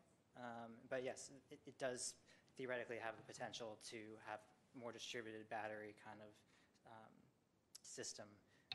But we're trying to plan for 2021. It's just a couple of years. So at this point, the grid scale battery is what we can count on. You're going to see a lot of new concepts and ideas that are out there today that are going to mature, some rather rapidly. So some ideas that seem great but have a long way to go, I think, because of where we are and what the legislation has done, you may see it. Hydrogen is one. I think you're going to see a huge push towards hydrogen. And if the industry is the one that wants to take the bull by the horns and move it along faster, you'll see that. There's a lot of things that have to be addressed with that, but that's something that's, looking very promising.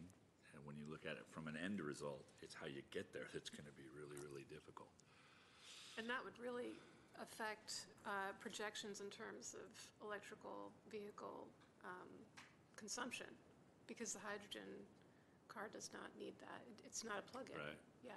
I think for a lot of reasons, I mean, you could run power generating equipment on hydrogen, you could run cars on hydrogen, and all of a sudden you start to look at that battery technology becomes old school. Right. And for a lot of good reasons. You have the whole environmental impact issue that you have to deal with batteries. Yeah. And inverters, Size. which are going to go, and cost, because, David talked about the cost of batteries. Right now, there isn't a manufacturer or a utility that will go beyond 10 years in saying that's the life of the battery. The inverters absolutely won't go beyond 10 years. That's at least the manufacturers are saying. So you figure if you have to replace them 3 times over the life of what a normal combustion turbine engine is today, start looking at costs. So, I think there is going to be a lot of activity in the hydrogen, but again, it's got a lot of issues to deal with. Storage. Where do you store it? There is no established transportation system for hydrogen like there is for natural gas. So, anyway, a lot of, I think, very interesting things on the horizon. You had a projection for the need of, do you have any kind of projection of what kind of efficiencies we're going to get in the future, or to, Energy efficiency? yeah, The demand response or that kind of stuff? Which Yeah, I mean, again, would that's reduce the net need, let's put it. that's already incorporated in the projection of the load. The additional achievable energy efficiency programs, which is what they call it, but basically means the programs that you're reasonably expected to continue on in the future. That's already baked into the load forecast that we take from the CEC. There are additional energy efficiency programs we could do as part of the Clean Energy RFP that would add to that. So those would factor in Those would later factor when the into the RFP next, comes out? yes, into the. When those result of that project fits that description, the CEC has a lot of formulas that you can use, deviation from those will help project. Yeah. So we've tried to stick as close to their projections. It doesn't mean we can't exceed them. That's it for me. Just a couple comments. First, thank you very much for the presentation. I appreciate that. And I actually do also appreciate that these IRPs come every 5 years or often, because as noted here, the technology and the innovation is going to come even that much quicker as we address the issue before us. I just have a question on timing. On the next step, it says we have to adopt the IRP by January 1st. I mean, this is our last meeting for the year?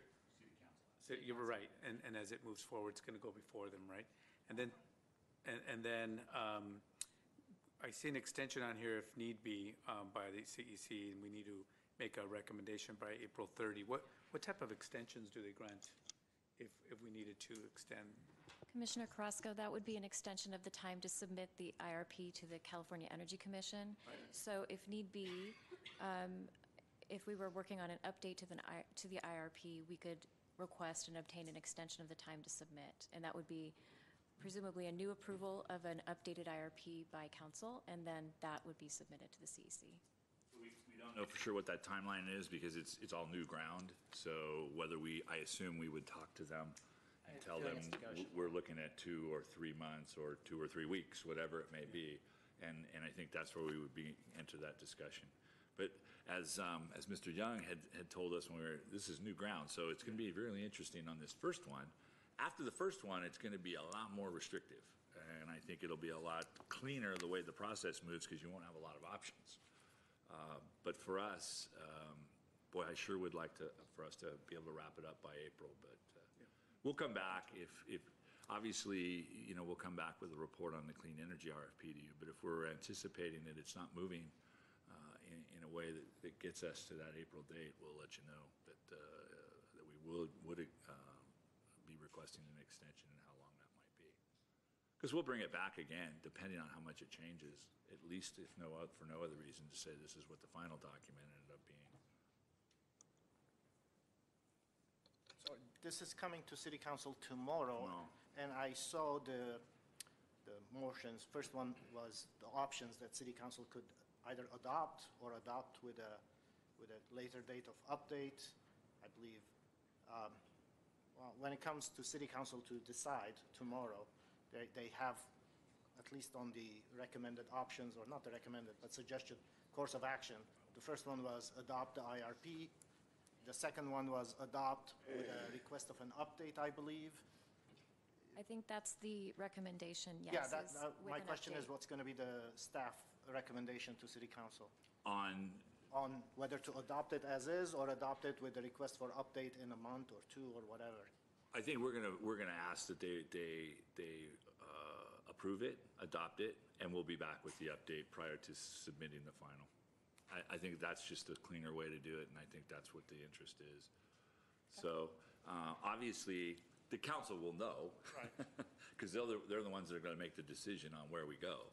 But to see how it all integrates into the plan, we'll bring it back one more time, probably, likely, and have them look at it.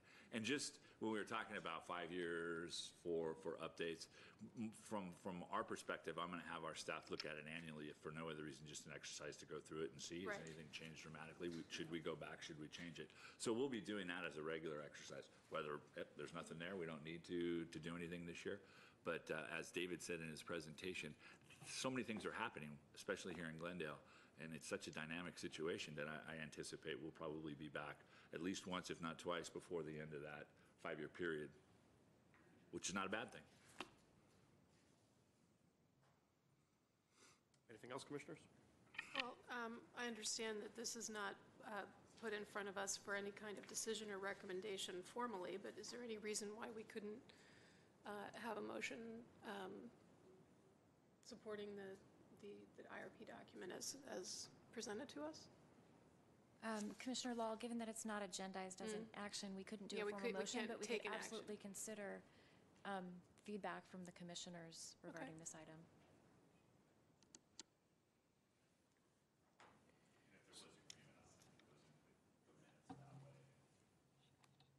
Yeah.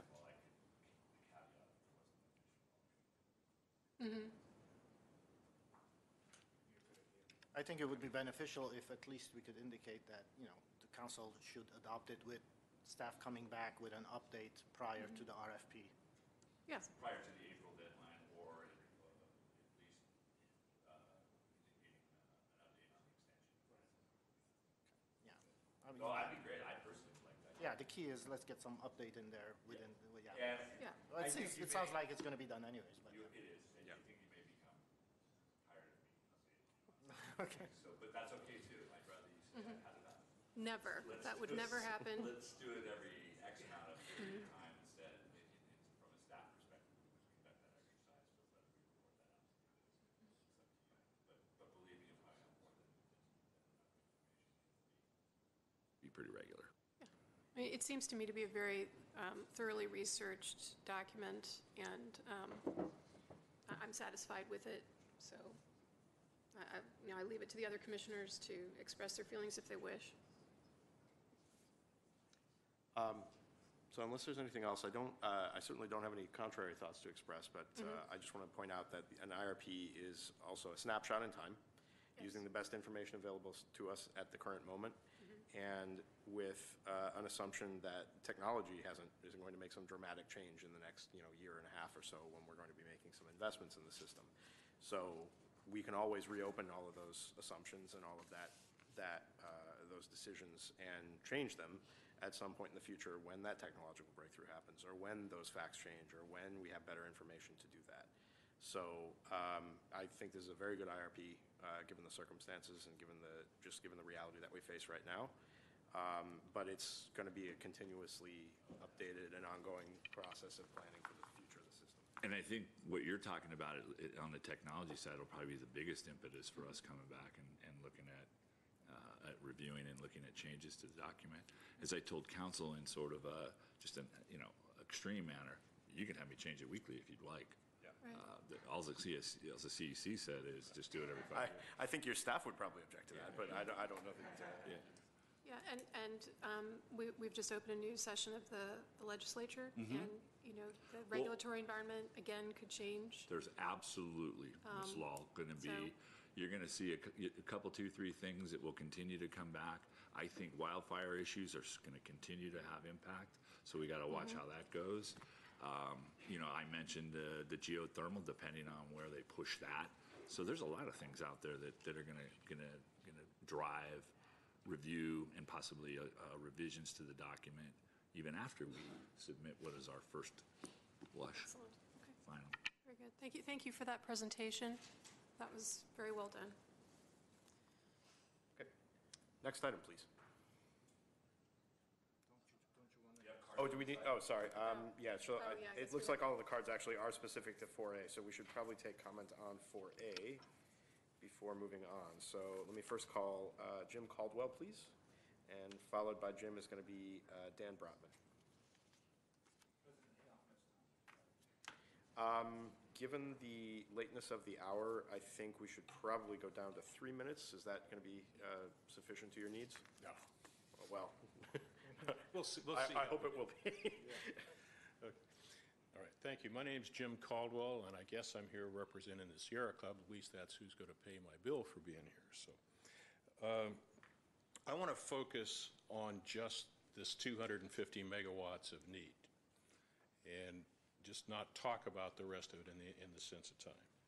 And that 250 megawatts, if you listen to the presentation, was predicated on 2 things. One is that we have no new transmission available. And the second one was that we need to plan to an N-1, -1 reliability standard. So those are the 2 key assumptions which set the 250 megawatts in need, which sets the new resource requirements, which, as we've talked, we're not really talking about in any detail today. So let's go back to that transmission. First of all, the presentation does say Glendale needs new transmission. They say they can't get to past their 2030 without new transmission. What they didn't say was it'll be really, really expensive to do anything else other than new transmission before then. So I would submit that new transmission is needed now. And when you look around the basin, you look around the LA basin, the same is true in Burbank, the same is true with LADWP, the same is true in the Cal ISO Balancing Authority, which includes Pasadena, Edison, the new LA County CCA, Anaheim, and other people like that.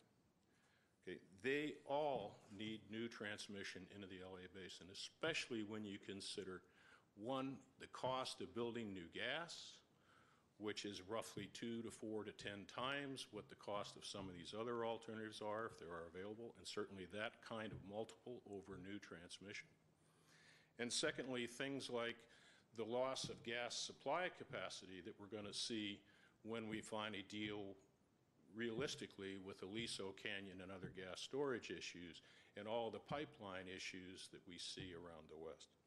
So it's really, really important that we put front and center the studying of new transmission. And because transmission is a shared thing where all the wires are connected, and then contractually we sort of decide amongst ourselves who owns what piece, but the physical laws, Kirchhoff's laws, they're all connected and they're all the same. And there's enough wires in the air from Kirchhoff's laws to get us by for a while, if we shared. So that study has to be shared by all of these stakeholders. And Glendale needs to lead in that charge of getting this study done. There are at least 4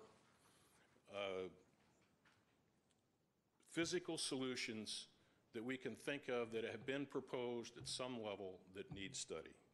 The first is to increase the Victorville to LA pathway. Sorry, Mr. Caldwell, we're limiting the time to... The second is to increase the Pacific Northwest intertie capacity. The third is a Sorry, tie Mr. between the Caldwell, Cal I have to ISO and Eagle Rock. And He has the it written fourth down, we can take it. is Yeah. through Why don't Magnolia. you leave your comments in written form? All of these need to be studied now. Okay, Mr. Caldwell, we're going to keep it to 3 minutes per person, so I got to be equitable with everybody. If you do have written comments, we'd welcome them. Why is the utility allowed to take up an hour and a half, and we're doing 3 minutes? Why?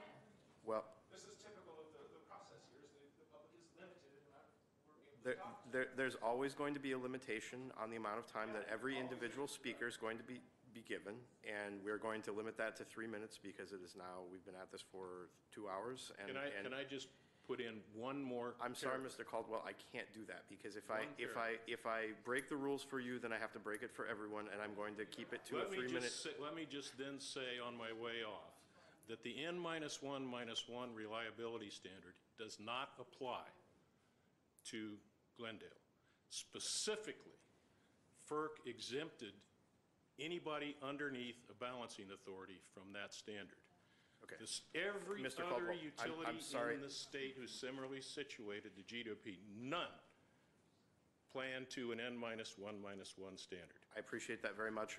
And the person who If you have written comments, said that please. the 15% planning reserve margin, which is an alternate, that is 50 megawatts, not 125. Okay, Mr. Caldwell, I appreciate that very much. If you have written comments, please leave them with the clerk. Mr. Brotman, you are up next. Can somebody cede their time to him? There are a number of people here that are willing to cede their time. He came down from the Bay Area, has a lot to contribute, and I think it's foolish not to give him the I appreciate floor. that very much, but I don't think we're going to go that direction. Let's have everyone give their 3 minutes of comments, and let's be equitable as best we can. Yeah, that's not equitable. It's not equitable. As a point of Okay. order, Mr. President, it is within your prerogative to set the amount of time and to allow or not to allow comments to be seated, so it's within your prerogative.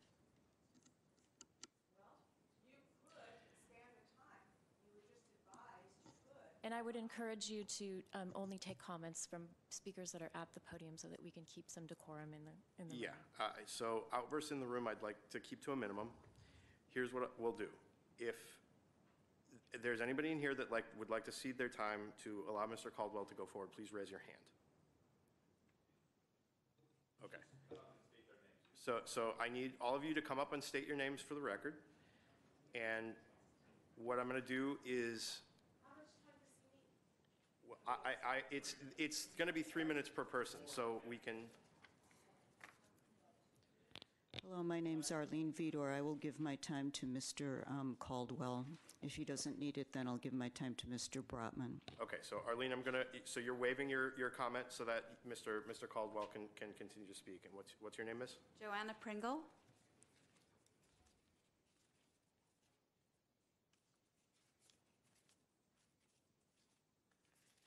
Ms. Pringle, I don't have a card for you at all. Okay. So Okay.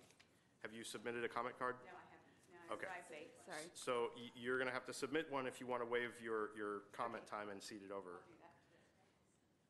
My name is Karen Lowe. You have my card there. And I submit my time to Mr. Caldwell and Dan Brotman if they need it. It's only going to be to one person. So I'm just going to let you, you can cede it to whoever you want, but you can just Dan cede it to Brotman. one person, to Dan Dan Brotman. Brotman. Okay.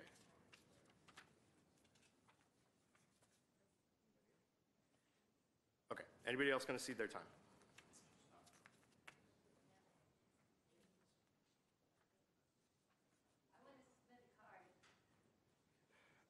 Okay, so folks, please get your cards in now. If you're going to cede time, then you need to get your card in right now.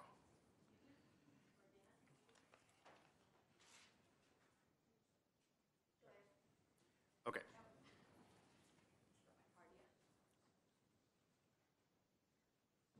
To whom are you ceding your time? Jim Caldwell. To Jim Caldwell. And you are Joanna Pringle? That's me. Okay, Thank you. no problem. Jackie Eco, Dan Brotman. Okay.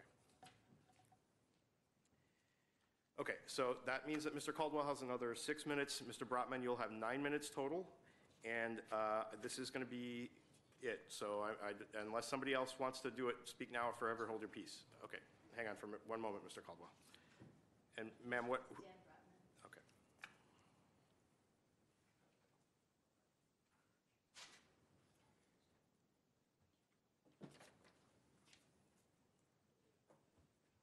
Okay. You have an additional 6 minutes. I was pretty much done with the transmission thing, and again, just to summarize, all of the users of the transmission grid in the LA basin, for various reasons, need new transmission. There are a lot of initiatives going on in other places that are compartmentalized, that are siloed. There needs to be a common study of the transmission in the area. There's enough wires in the air. We can solve this problem. We can deal with it. We can save a lot of money for everyone. And that has to be job one in this IRP. The second leg of the need for the 250 megawatts was supposedly the need to comply with an N-1, -1 reliability standard. The N-1, reliability standard was adopted by NERC about 8 to 10 years ago and ratified and enforced by FERC. It applies only to balancing areas. It does not apply to Glendale. The only application of NERC-FERC rules to Glendale is two. One is that Glendale supplies its balancing authority, i.e. LADWP, with enough data so that LADWP can plan for its balancing authority.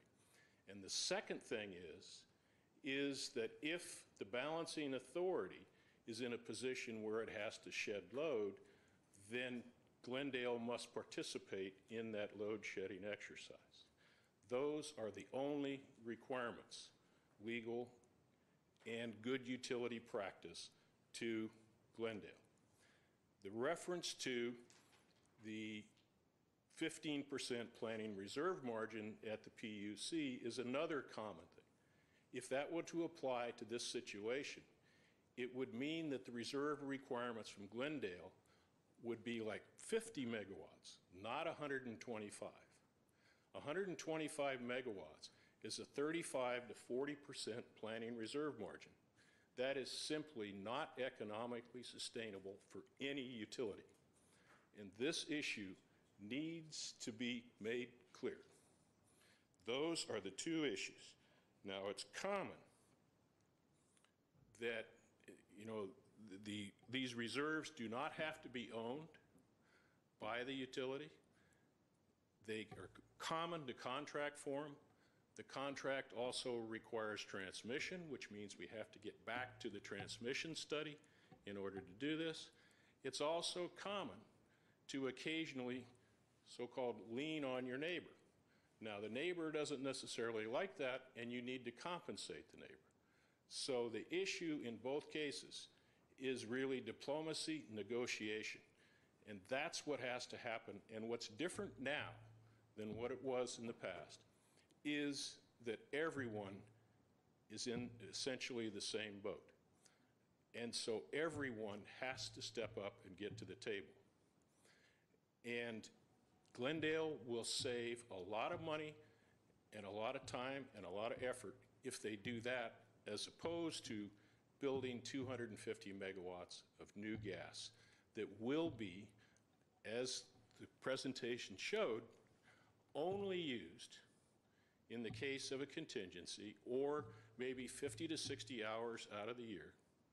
And there are other much cheaper and more environmentally beneficial ways of solving those problems than building a lot of new gas.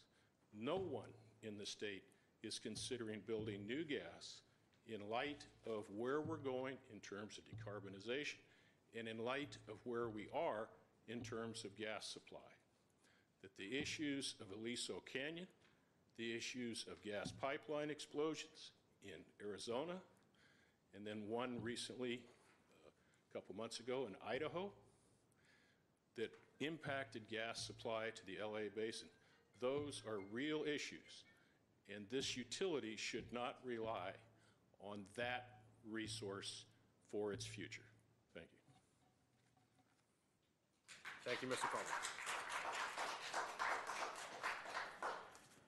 Mr. Brotman, you have 12 minutes. Okay, I probably, I know I don't need that much time. Okay, so there are lots and lots of things that I could address on this IRP, and I have a lot of questions, but I didn't think I had time, so we'll see if, we'll see if I can get to it. But I want to just focus on a few big picture thoughts. So first is the process.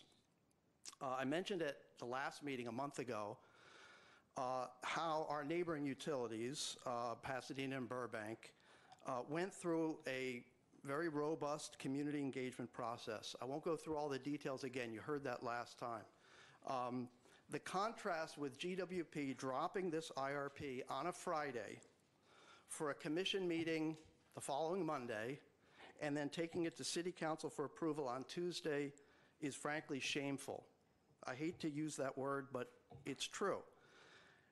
I get that GWP is in a difficult position with the clean energy RFP and with Grayson hanging in the balance. I understand that. Still, they could easily have done some community listening sessions. They could have run a survey like Pasadena and Burbank both did. So here we are.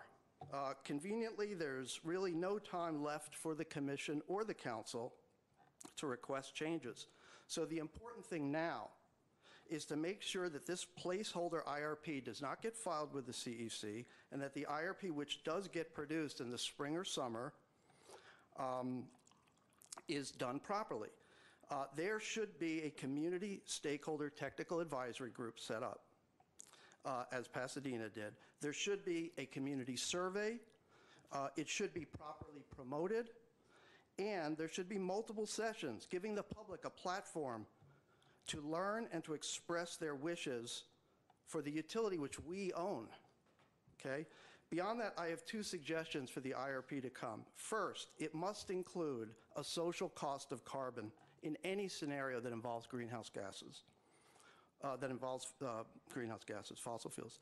We know that emitting greenhouse gases have costs above and beyond those faced directly to the utility. These need to be incorporated into the analysis. Pasadena, I know, is using a social cost of carbon of between $50 and $100 per metric ton of CO2 equivalent. This is not just so that we can be economically honest and good stewards of the environment. These costs are coming. Prices for cap and trade permits in California have been around $15 a ton, but no economist expects that to last. Prices will be going up as supply tightens after 2020. Most likely to well over $50 a ton. And you may know that there is movement towards a nationwide carbon tax in Congress. Just last week, if you haven't heard this, there was a bipartisan bill introduced into the House by 3 Democrats and 2 Republicans that would put a price on carbon starting at $15 a ton in year 1 and going up $10 a ton annually over 10 years. I'm not so naive to think that this is going to get through this Senate or this president, but it would be foolish not to see the writing on the wall. This is a very real there's a very real prospect for federal carbon pricing when we have a new Senate and president, God willing, in 2020. Secondly, the new IRP must address SB 100 in full, including the planning goal of 100% zero carbon by 2045. We can't be making decisions today that only look at the 60% RPS requirement for 2030. That's just 12 years away. We need to be thinking about 2045 today. So we need to see some zero carbon scenarios in the IRP. I would like to see a scenario which gets us to zero carbon by 2030 or 2035. What would that look like in terms of the environment, rates, and reliability? We should have that. And then, as a community, we should be allowed to have the debate as to whether the trade-offs, whatever they might be, are acceptable. Again, this is our utility, and we should have the information we need and the right to make these decisions. Okay, those are my main points. Beyond this, I'll just mention a few things. The numbers for resource adequacy and reserves. I want to point out, the clean energy RFP, which was not very long ago, had a number of 63 megawatts that we were short of our peak demand of roughly 350. So we've gone from 63 now to 125. I understand that this has to do now with electric vehicles. But anyway, I think somebody else is going to comment on that. I'm going to put that aside. Let me move on. So let's see. Yeah, anyway, let me skip that. I'm seeing that Jim covered some things. Yeah, I saw nothing in here on time of use rates. I might have missed it, or demand response. And surely time of use rates and demand response are ideally suited for dealing with the impact of EV penetration on peak loads. Remember, we are going to have a lot more EVs, but we can use time of use rates, we can use demand response to ensure that much of that charging is occurring at night when we don't have those peak situations. And we could use demand response surely to slow down charging if there is a serious N-1 or N-1-1 scenario. So to just simply add those numbers on to peak load, I think is misleading.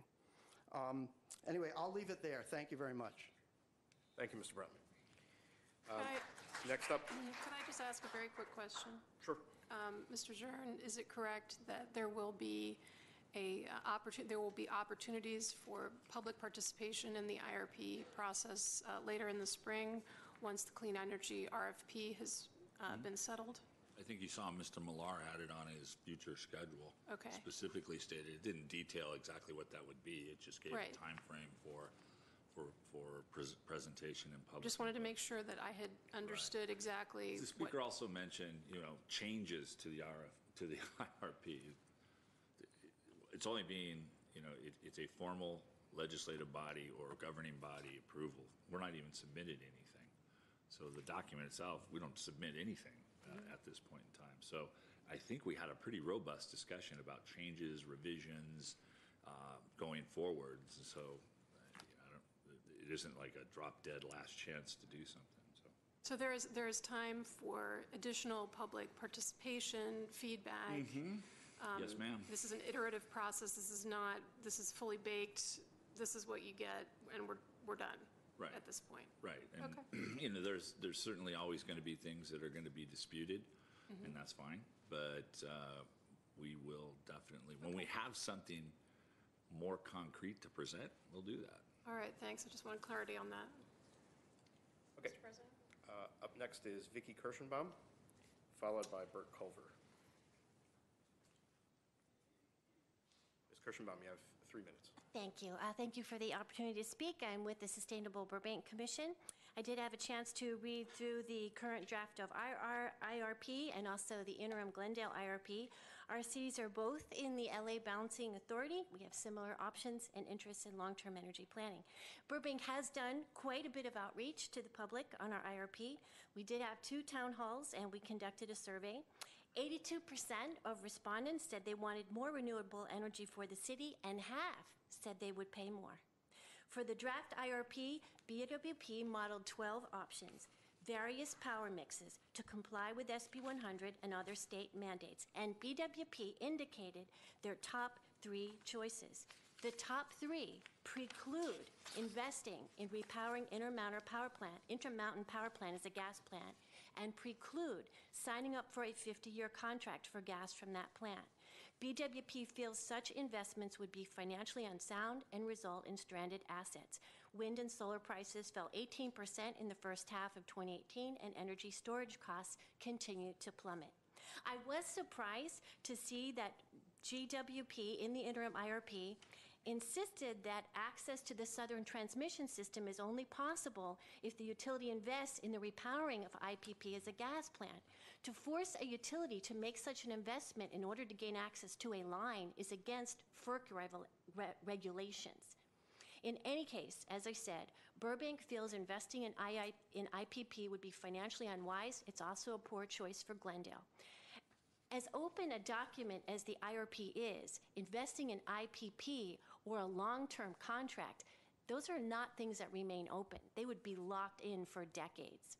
Investing in a $50 million expansion of the Grayson Power Plant would be short-sighted, not only financially, but in regard to fighting climate change.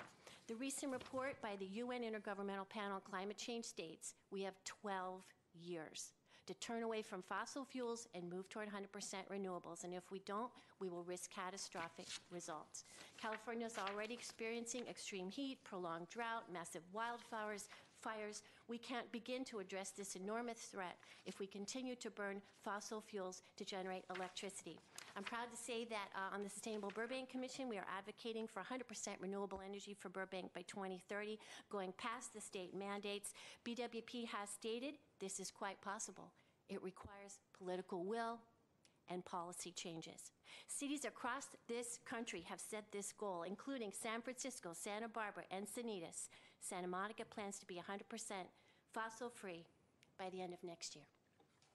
Thank you, Ms. President. Up next is Bert Culver, followed by Glenn Webb. Oh, thanks for providing the public an opportunity to address you.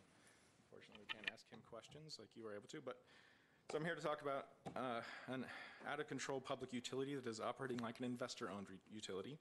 And it's actually worse than that because there are laws in place that are more restrictive in many ways. Thank you, Mr. Zern, for leaving. In many ways, for investor-owned utilities, because they lack the public oversight our utility is supposed to have. Our public utility has a general manager who holds the people of the city in contempt and sees their desire for clean renewable power as an obstacle to his plans. He does not ask them for input. He attends council meetings to speak against anything citizens say at a council meeting without getting any sort of response from them. He directs city staff to prepare records to support his views, leaving citizens to have to find our own legal staff to counter his claims. The utility takes all the credit for the good that the state-mandated public benefit charge has done for the city and points to that whenever it is suggested the city should be doing more for its citizens and customers. As an example of their bad faith, just yesterday I discovered in a local newspaper that the biogas that for years has been piped to Grayson to be burned has been flared at Shoal Canyon since April. No notice was given to the citizens, even though it affects utility costs and our renewable gas label. This summer, GWP came to council and said that their renewable percentages were down for the year, and they blamed the lack of wind. They did not mention that they're flaring all the biogas, which accounts for 10 to 16% of our renewables. The utility management has a pattern, and it's a pattern of one of bad faith. The pattern is to hold off releasing reports until the last minute so that the public, the commissioners, the council are forced to scramble to respond. As with past IRPs, Mr. Zern says, don't worry, there's no financial obligation here, just approve it and we'll fix it later. Exactly what he's saying tonight. Then they slow down the next step until the deadline, and then they say, our hands are tied. Why didn't you say something earlier? Exactly what he's planning. It really seems what he's doing again. This is what he does over and over again. This is exactly how they tried to push the last Grayson rebuild through, and that began in the IRP 5 years ago when he said, oh no, there's no financial obligation here, and then later said, well, why did you let me do it?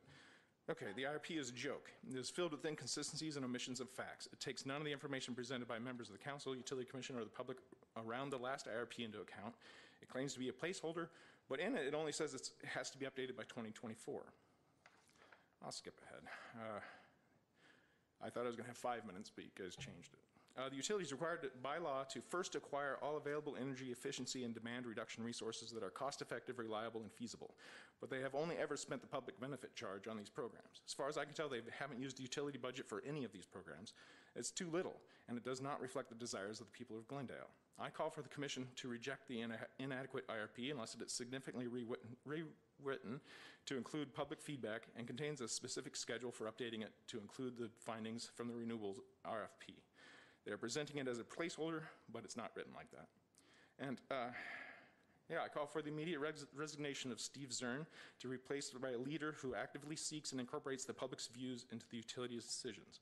We played his game of cat and mouse with the Grayson rebuilding long enough, and we want to move forward to a clean energy future and not to hang on desperately to the past. Thank you. Thank you, Mr. Coach. Next is Glenn Webb, followed by Scott Peer. I had distributed a hard copy of this. I apologize for not being able to get it in time to get on the screen up there. I want to make some comments on the 2019 Glendale IRP. First one, the plan states much of the time GWP would have more energy than it needs for its own load, and therefore will have to sell excess energy at certain times. I don't know how many times I've counted Mr. Zern saying over the past year that we will not be selling excess energy, that we don't need to. Number two, the plan shows loads increasing from 2019 to 2030 from 1,100 to 1,400 megawatt hours, and yet the plans presented only in February of this year show loads decreasing over the same period of time. The plan discusses increased loads due to EV charging, but completely ignores decreased loads due to energy efficiency, demand response, and residential and commercial behind-the-meter solar. Burbank and Pasadena considered all four of these items extensively in their IRPs, and their conclusion and their charts show a flat load for Burbank and Pasadena over the next 15 years. The plan does not meet either the 2026 or the 2030 60% requirements of SB 100. If you look at the chart on the next page, this is GWP's chart, and all I have done is add the scale and do a little second grade math. You'll notice that in the year 2030, we're still using 61% fossil fuel energy and 39% renewables, not 60%. I stepped it back to 2026, where we have only a 50% requirement. And in that year, 69% fossil fuel energy and 31% renewables. So I don't know where they're getting these numbers. This is their own data. It doesn't meet the requirements. The plan says, and I quote, "Getting to 100% greenhouse gas-free energy does not appear to be possible without additional transmission." You've heard about transmission tonight. If that's the case, then what we ought to be looking at is more transmission. There were four perfectly reasonable options for getting more transmission in the previous IRP, including the option one, which was said to be perfectly feasible at a cost of $65 million for 100 megawatts of new transmission through Eagle Rock. Why are we not looking at that? Why were those dismissed out of hand by statements like, it's impossible to get new transmission? That's not what even Pace Energy told us. Pace Energy said it's perfectly feasible, and here's the cost, and here's 65 pages of detail about how to get there. We do not need further study to understand the full implications of SB 100. They're crystal clear. Zero carbon by 2045. We don't need to study that. We don't need to study the implications. What we need is a plan to get there. And this interim IRP is not that plan. I recommend that you reject it out of hand until it's revised into a more reasonable plan that meets the state law and meets our requirements. Thank you, Mr. Webb. Next up. Scott Peer, followed by Monica Campagna. Hello, I'm Scott Peer, a 30-year resident of Glendale and an engineer with degrees in electrical engineering and system science. Thank you for listening. We shouldn't have to be ashamed to admit we live in Glendale. When someone asks us where we're from, we shouldn't have to dodge the question like we're from Birmingham, Alabama. We shouldn't have to explain that we understand climate change, it's just the rest of the city that can't figure it out. We shouldn't have to explain we're not anti-science. It was GWP that invited Michael Weber to pretend to be a scientist. We shouldn't have to explain that we wanted clean energy, but we kept losing the battle over and over and over, year after year after year. We shouldn't have to explain it's the planning department who denies building permits for solar systems. It's GWP that keeps burning fossil fuels. It's a city attorney that fights against the California Solar Rights Act. It's a city council who keeps voting against clean energy. It's not our fault. We shouldn't be called derogatory names and smirked at by city officials because we care about the environment and we don't want dirty power in our city.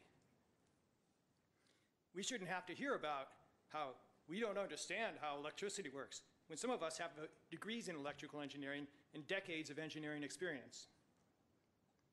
The green economy has more local jobs better local jobs, and better health for everyone. Solar and wind were the only energy sources added to new capacity in the U.S. electricity generation mix in September. There was no new gas at all in the whole country. Do we want to be the last city to expand our burning of fossil fuels? I urge you to reject the garbage that the polluters are trying to foist on us. We want clean energy now.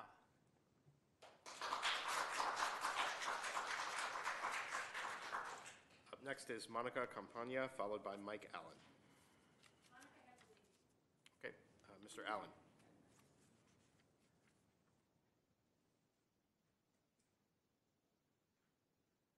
Hello, Mike Allen, resident of Glendale. I agree with a lot of the comments made so far, so I'll keep this very narrow and very brief. I understand there'll be an outreach process in the next few months, trying to get input from the residents. I assume that's in face-to-face meetings in addition to a survey. If we're going to do a survey, I hope it's promoted much better than the customer satisfaction survey that the GWP did a few months ago, where they tried to sneak in a few questions about Grayson Repower. I think that the survey was buried, it was not well promoted. I think that the questions were slanted in the way that they were worded, and there was not relevant context provided in those questions. So at a bare minimum, I would hope the good people in this commission and the folks who are interested in the issue here in the audience would have the ability to help construct that survey so that it's perfectly well given good context and perfectly well worded. Thank you. So next up, we have Owen Lewis, followed by Kate Unger.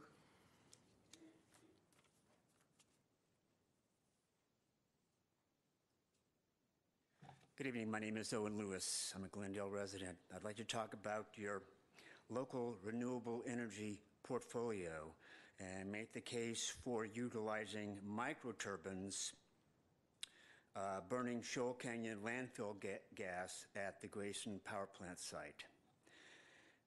10 megawatts nominal microturbines with combined cooling, heat, and power can increase effective output to nearly 20 megawatts. And they have a 20-year service life, which is the industry standard, and lower maintenance costs. Absorption chillers can cool large turbine intake air for increased efficiency and lower emissions. Clean exhaust from microturbines can power boilers for steam generation or be used to throttle down large turbines instead of restricting intake air, which is hard on the equipment. The market leader in microturbine technology is a Southern California company. They are EPA and Energy Department partners for combined cooling, heat, and power technology adoption. And the Energy Department assists with engineering on large projects. Retaining landfill gas utilization at Grayson, instead of burning it at the Shoal Canyon landfill, will bring Glendale Water and Power into compliance with CEQA regulations, which are currently being violated under separate EIRs for projects that are historically linked operationally. That's the Grayson Power Plant Repowering Project and the Shoal Canyon Power Project. Microturbines are a superior option to the dirty piston engine slated for installation at Shoal Canyon. And the pipeline that is carrying the gas from Shoal Canyon to Grayson currently is not being utilized. As we've heard, gas is being flared. It's been flared from time to time for a long time. I'm sure you're going to adopt some kind of large gas turbine technology at Grayson. I would encourage you to explore technology that will give you the most environmentally friendly and the most efficient use of large gas turbines by installing microturbines at the Grayson facility. Thank you. Thank you. Up next is Kate Unger, followed by Alexander Yasance. Good evening, commissioners and staff, and thanks for the opportunity to talk to you. For myself, I only have one thing that I wanted to say, except I think I might have just changed my mind. So, first of all, I definitely appreciate that you want to give feedback to the council about what's the best thing to do with this IRP. and that you think it's a good idea to update it in 2019. I agree with that, and what I would like to add to your feedback and ask you to add to what you tell the council is to look at the resolution, which Section 3 has update the IRP in 2019. Section 4 has updated the next time, no later than January 1st, 2024. It's inconsistent, and it's wiggle room that I don't think is helpful. I think you really want there to be a requirement that there be an update in 2019. So that's what I would ask your feedback for the City Council to be, to strike that reference to 2024 and just stick with a 2019 update, please. I did also want to say I live a couple of blocks away from Grayson, so please let's not have anything that has more gas generated there. That's my air quality in my neighborhood. My next door neighbor has a 1-year-old baby. That's all I have for myself, but if you don't mind, since I have a couple minutes, Monica wasn't able to be here. She had to leave early, and I have some of her comments. So I'll just read them to you if you don't mind. As a Glendale resident, I'm one of the owners of the utility, and my neighbors and I have had no voice in this IRP. We were never asked for our wishes or opinions. I would like public surveys, community outreach meetings, etc. It really is time for the utility to listen to its shareholders. And she wanted to also contribute these points. I want to see concern for the environment and mitigating climate change as a guiding priority, along with affordability and reliability as we make all our energy decisions. I'd like to see the utility question our joining of a repowered IPP. I'd like to see a retired Grayson gas plant, yay, in the future modeling. I definitely do not want to see any gas expansion or new gas infrastructure or the implication that GWP would sell excess gas-generated capacity. And I would like our utility to take into account energy efficiency, time of use, and demand response. At the top of the list, I would like to see a zero carbon goal, even though that goal may need to accelerate or the way we get there changes with the rapid innovation and decreased cost of new technology. We should begin projections now so that we can shape city policy now. So I'll go back just to myself. I will say I appreciate that the IRP is talking about the statutory mandates for renewable energy. And I certainly recognize that that's something that has to happen. But we don't have to stick with what has to happen. Please, let's accelerate. Let's be 100% renewable. Thank you. Thank you, Ms. Unger. Just a note, Mr. President, on that.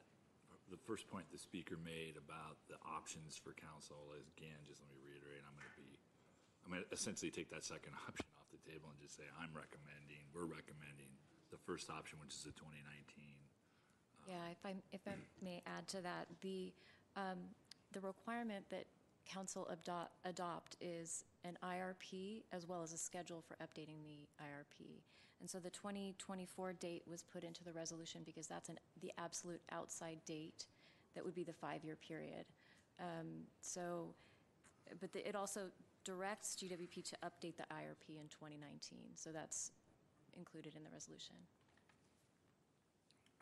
Thank you for that clarification. Alexander Yassance, and then the last card will be Sirkab Niazi. All right, thank you everybody for staying so late and listening to us. We appreciate it. I definitely appreciate the parts in the IRP that address renewable energy and the need to grow it.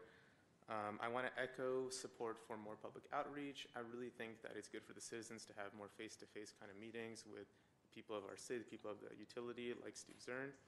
I think it'll build a lot of trust to have some face-to-face, some small sessions. I don't envy the complexity of your job, probably running GWP, and I think supplying reliable energy to a growing city when everybody's using more electricity for everything is not easy, and I think that plays into why maybe there's kind of this hesitancy to put environmentalism over cost and reliability.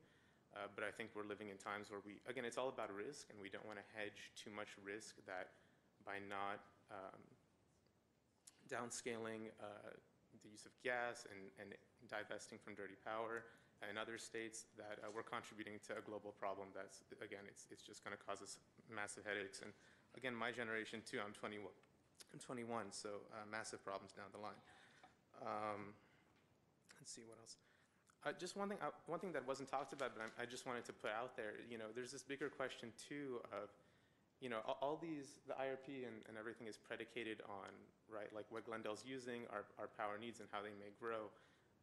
I guess I just want to put out the question, but it might be a very obvious one. Are we using too much power? I mean, like, should we have studies? Should we seek out expert opinion on, given the size of the city, given the kind of industry and businesses that are going on, and the population density, and just the population in general, and the transportation needs? I mean, are we doing a good job of kind of scaling everything with public policy, urban planning, top to bottom, that's making the best use of what we have? I think that's probably something, again, very hard, very tough, very controversial to some people maybe.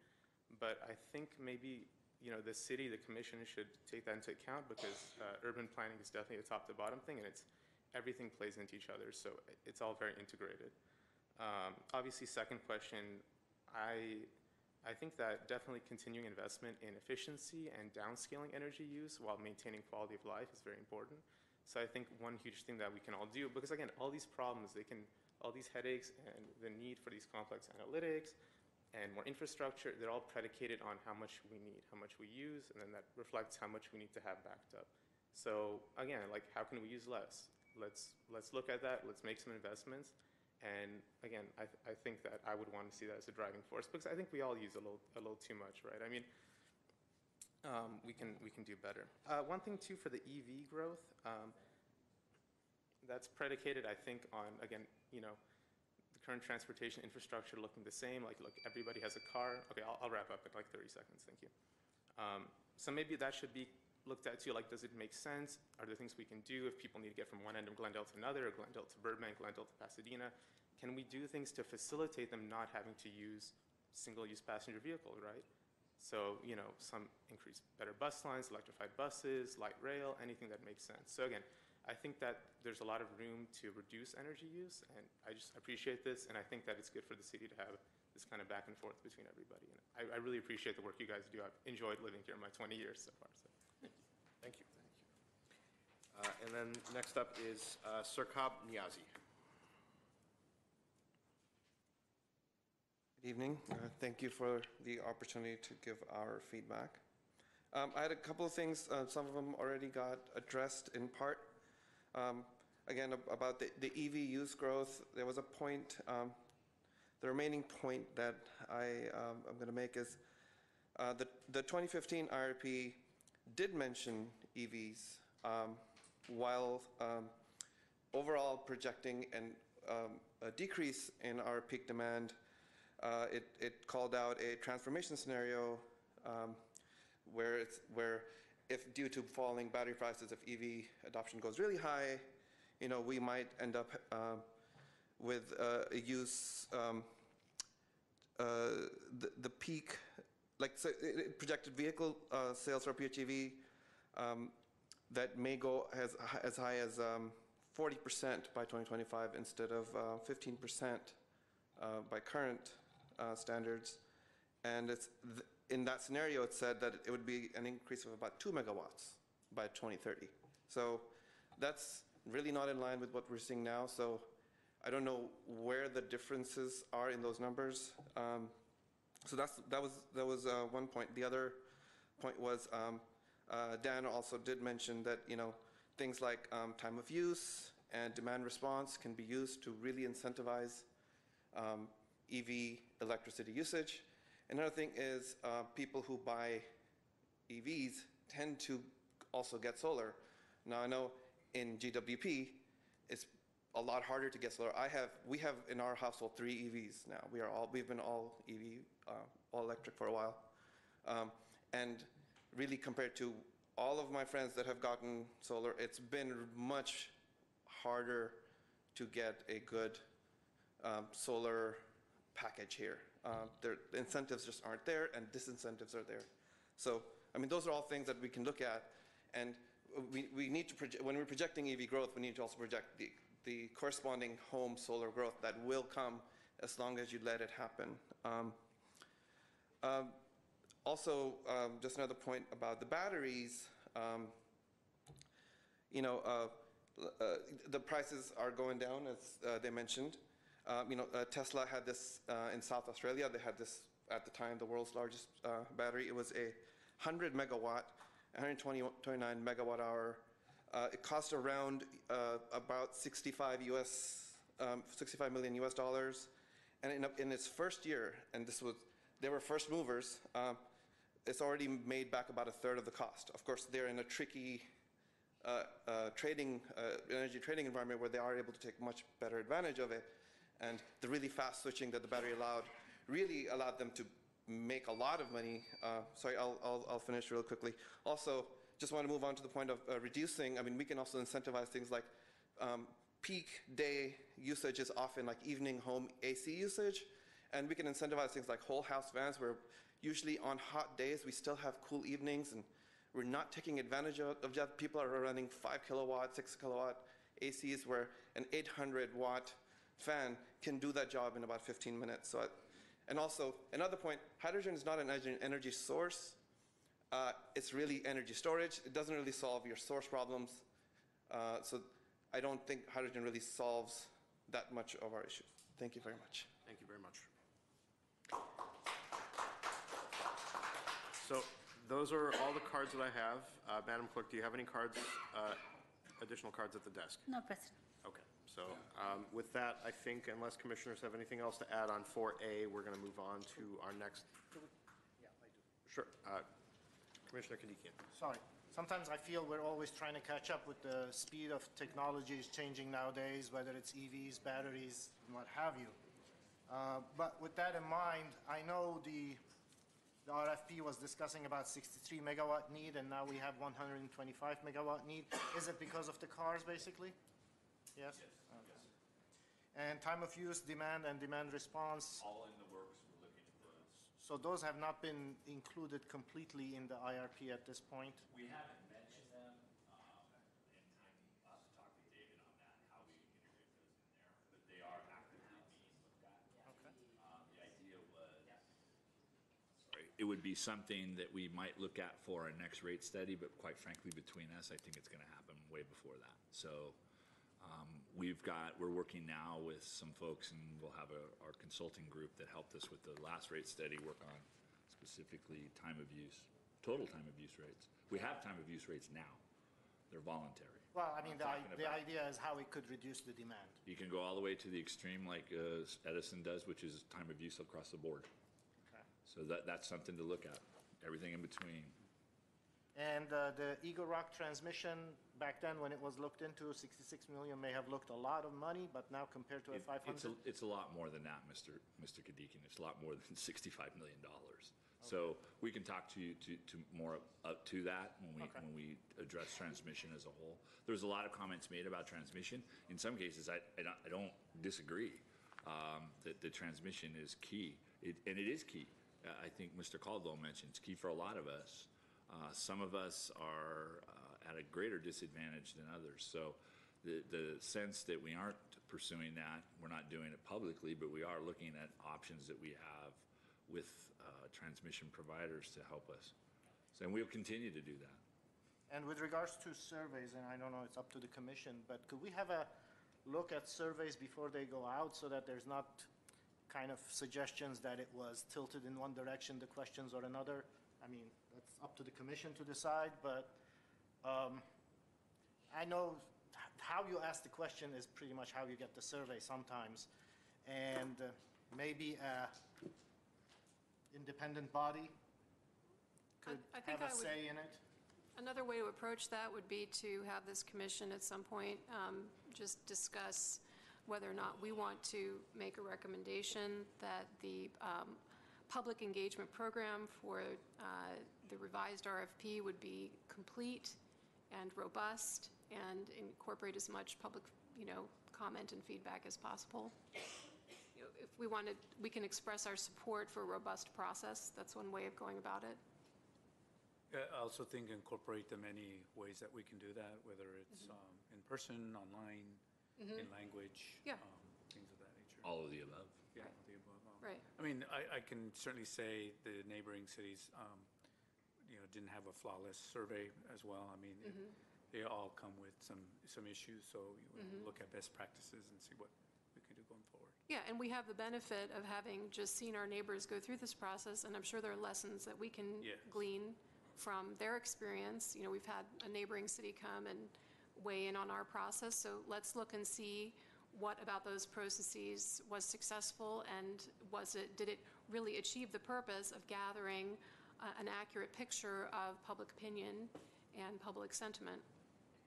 So if I can make a suggestion, when we get to our agenda forecast, why don't we just have a bullet point that says public engagement on system planning?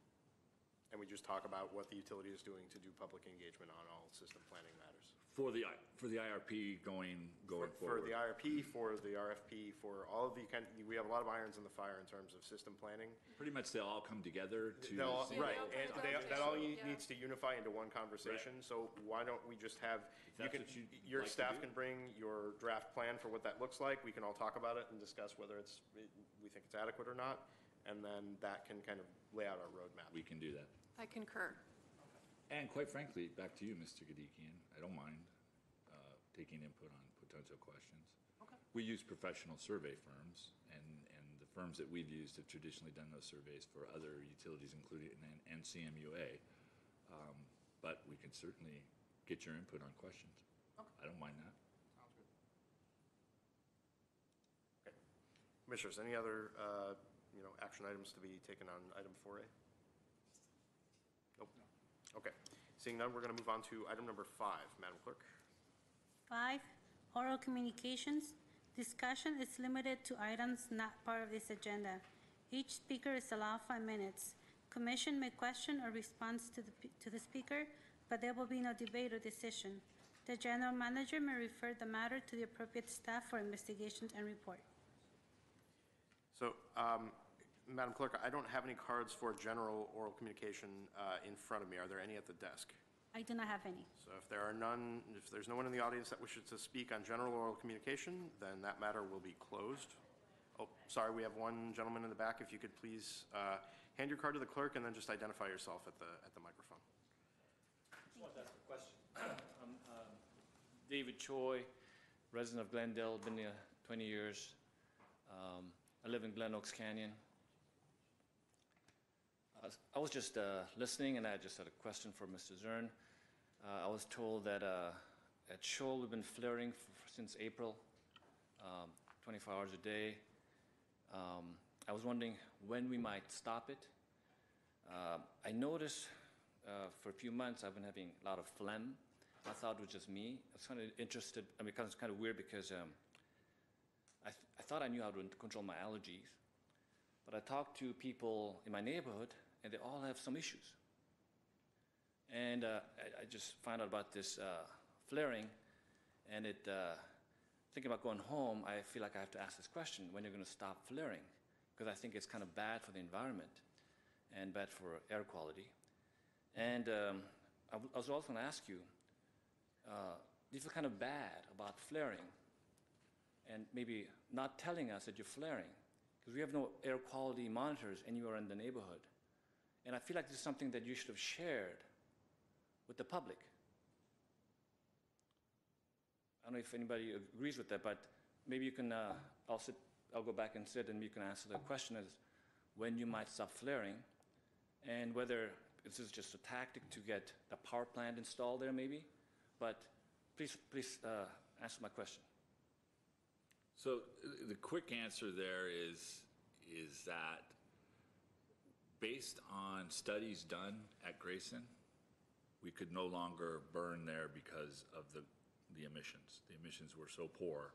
We send them back to the flares, which are a AQMD certified alternative for flaring. I would rather not have to flare it because that's lost money.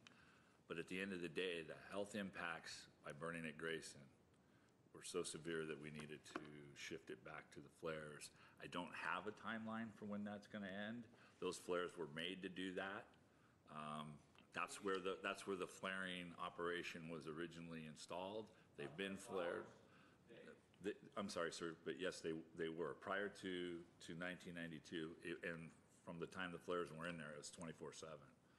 So we moved it to Grayson as part of a renewable biogas project, but the recent testing we did there, and some of that testing we talked about during our Grayson presentations in February and April. Where was testing done? But The measuring So- tools were miles away from the neighborhood. Hang on. President Hale, Commission Yeah. members, it's not time to engage in debate. To keep decorum, I'd ask for commission, if you have any questions, you can direct them at Mr. Zern, our staff. The speaker has contacted me before. I'd be happy if he contacted me again. He doesn't have to write a long letter, and I'd be happy to get back to him. But the short answer is, I don't have a date. We cannot burn it at Grayson, and we don't have an alternative at this particular point. So the other matter that, or the other issue with us taking it up is that flaring at Shoal Canyon landfill is not explicitly in the purview of the jurisdiction of this commission, I don't believe. If the resource were to be used for electricity generation, then it would fall back within our jurisdiction. That's correct. But we can't really take up the matter of flaring at Shoal Canyon. There may be another city commission that would be more appropriate for that. But I don't think that we can put that in front of us as an agenda item. All that being said, I would hope that you would follow up with Mr. Choi to kind of address his concerns and talk about some of the mitigations that might be, on the horizon as far as the flaring is concerned. And actually, that would be rolled into the discussion of the potential for upgraded power generating facility at Shoal to handle the gas. Yeah. Mr. Zern, would it be possible to have a section on the GWP website to address this issue? Just if people are looking for information about it, just to have some FAQs so that if there are any concerns about this situation, now this is a matter of public record in this commission, whether or not it's within our purview. Would it be possible for GWP or for Public Works or whoever is the responsible agency here to put some information out so those folks who have questions can either get their questions answered from the website, the city's website, or they know where to call for questions on this issue? And Ms. Law, we have a dedicated Shoal site. I can't speak if it's on there, but we Okay. certainly could use that as a venue to post that. Okay. So I'd certainly recommend that this get referred to whatever city commission is more appropriately responsible for dealing with that issue so that they can decide whether or not to take that up. At least in the interim until we figure out whether that's going to be used for power generation. Okay. I've received one more card for oral communication from Mr. Burt Culver. Hello. Yeah, well, I was just talking about the biogas again. So taking it away from Grayson, I think, would still follow under your purview because it has a significant effect on ratepayers and the environment. But this is just a great example of how GWP is not incorporating the public in anything. Right? Like they could have notified us. They could even put it on the website, even in small details. Or they could have brought it up at the council meeting when they talked about our reduction in renewable percentage. But they didn't. So it took a newspaper report to catch them for us to find out. Like, that's not how it's supposed to work. We own this utility. We're supposed to be hearing from our utility, and you don't need to keep time. I'm almost done. This is just a perfect example, and I'm glad it played out. And I'm glad you didn't leave this time, Mr. Zern. Listen to us. Thank you, Mr. Culver. I have no further cards before me, so with that, oral communication is now closed, which brings us to item number 6, Madam Clerk. 6, agenda forecast. So Commissioners, at the moment, we have no meeting scheduled for the month of January, given the holiday schedule and what's to transpire in the next couple of months. Our meeting in February has 2 items. I would suggest that we have that community outreach or outreach on system planning item. Public engagement on system planning.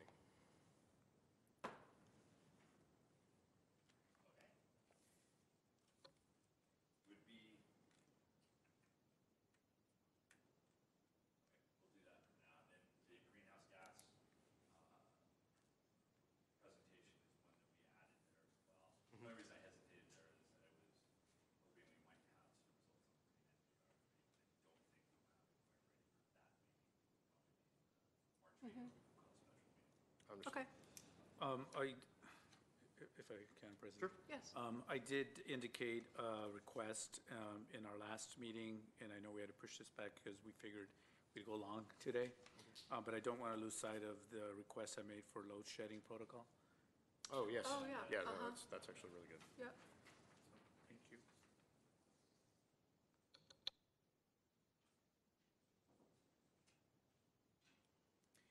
So those are four pretty significant items. Is there any desire to see anything else added to the February meeting? All right, seeing none, we'll go ahead and close agenda forecast for now, which I believe brings us to item number 7, adjournment. Is there a motion to adjourn? I so move. Is there a second? Without objection, we are adjourned.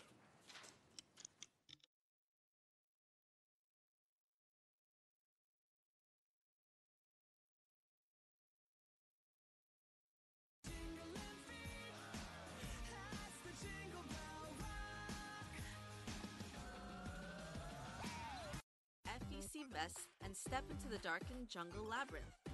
The Zone offers the ultimate entertainment experience with an arcade and virtual reality. You can plan to have your next party here or stop by for a spontaneous battle with friends. The City of Glendale's parks and libraries are perfect places for your kids to get out and get active. Glendale has 36 parks and 8 libraries that can fill your kids' afternoon with adventure on the field and through the books.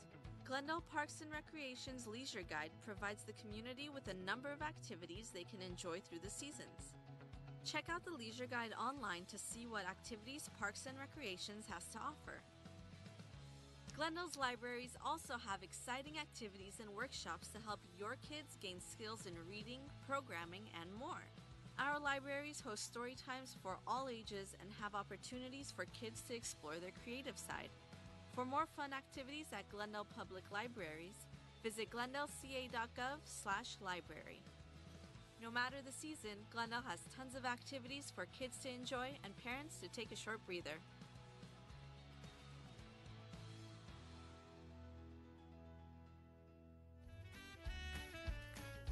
The holidays are fast.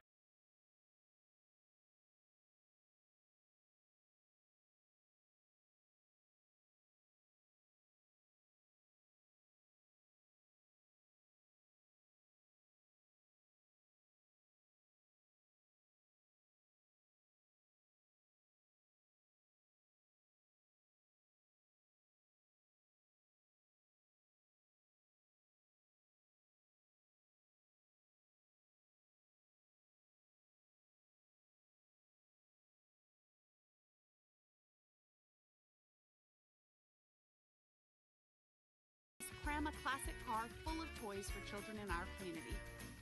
Don't miss out on the holiday cheer. The Glendale Police Department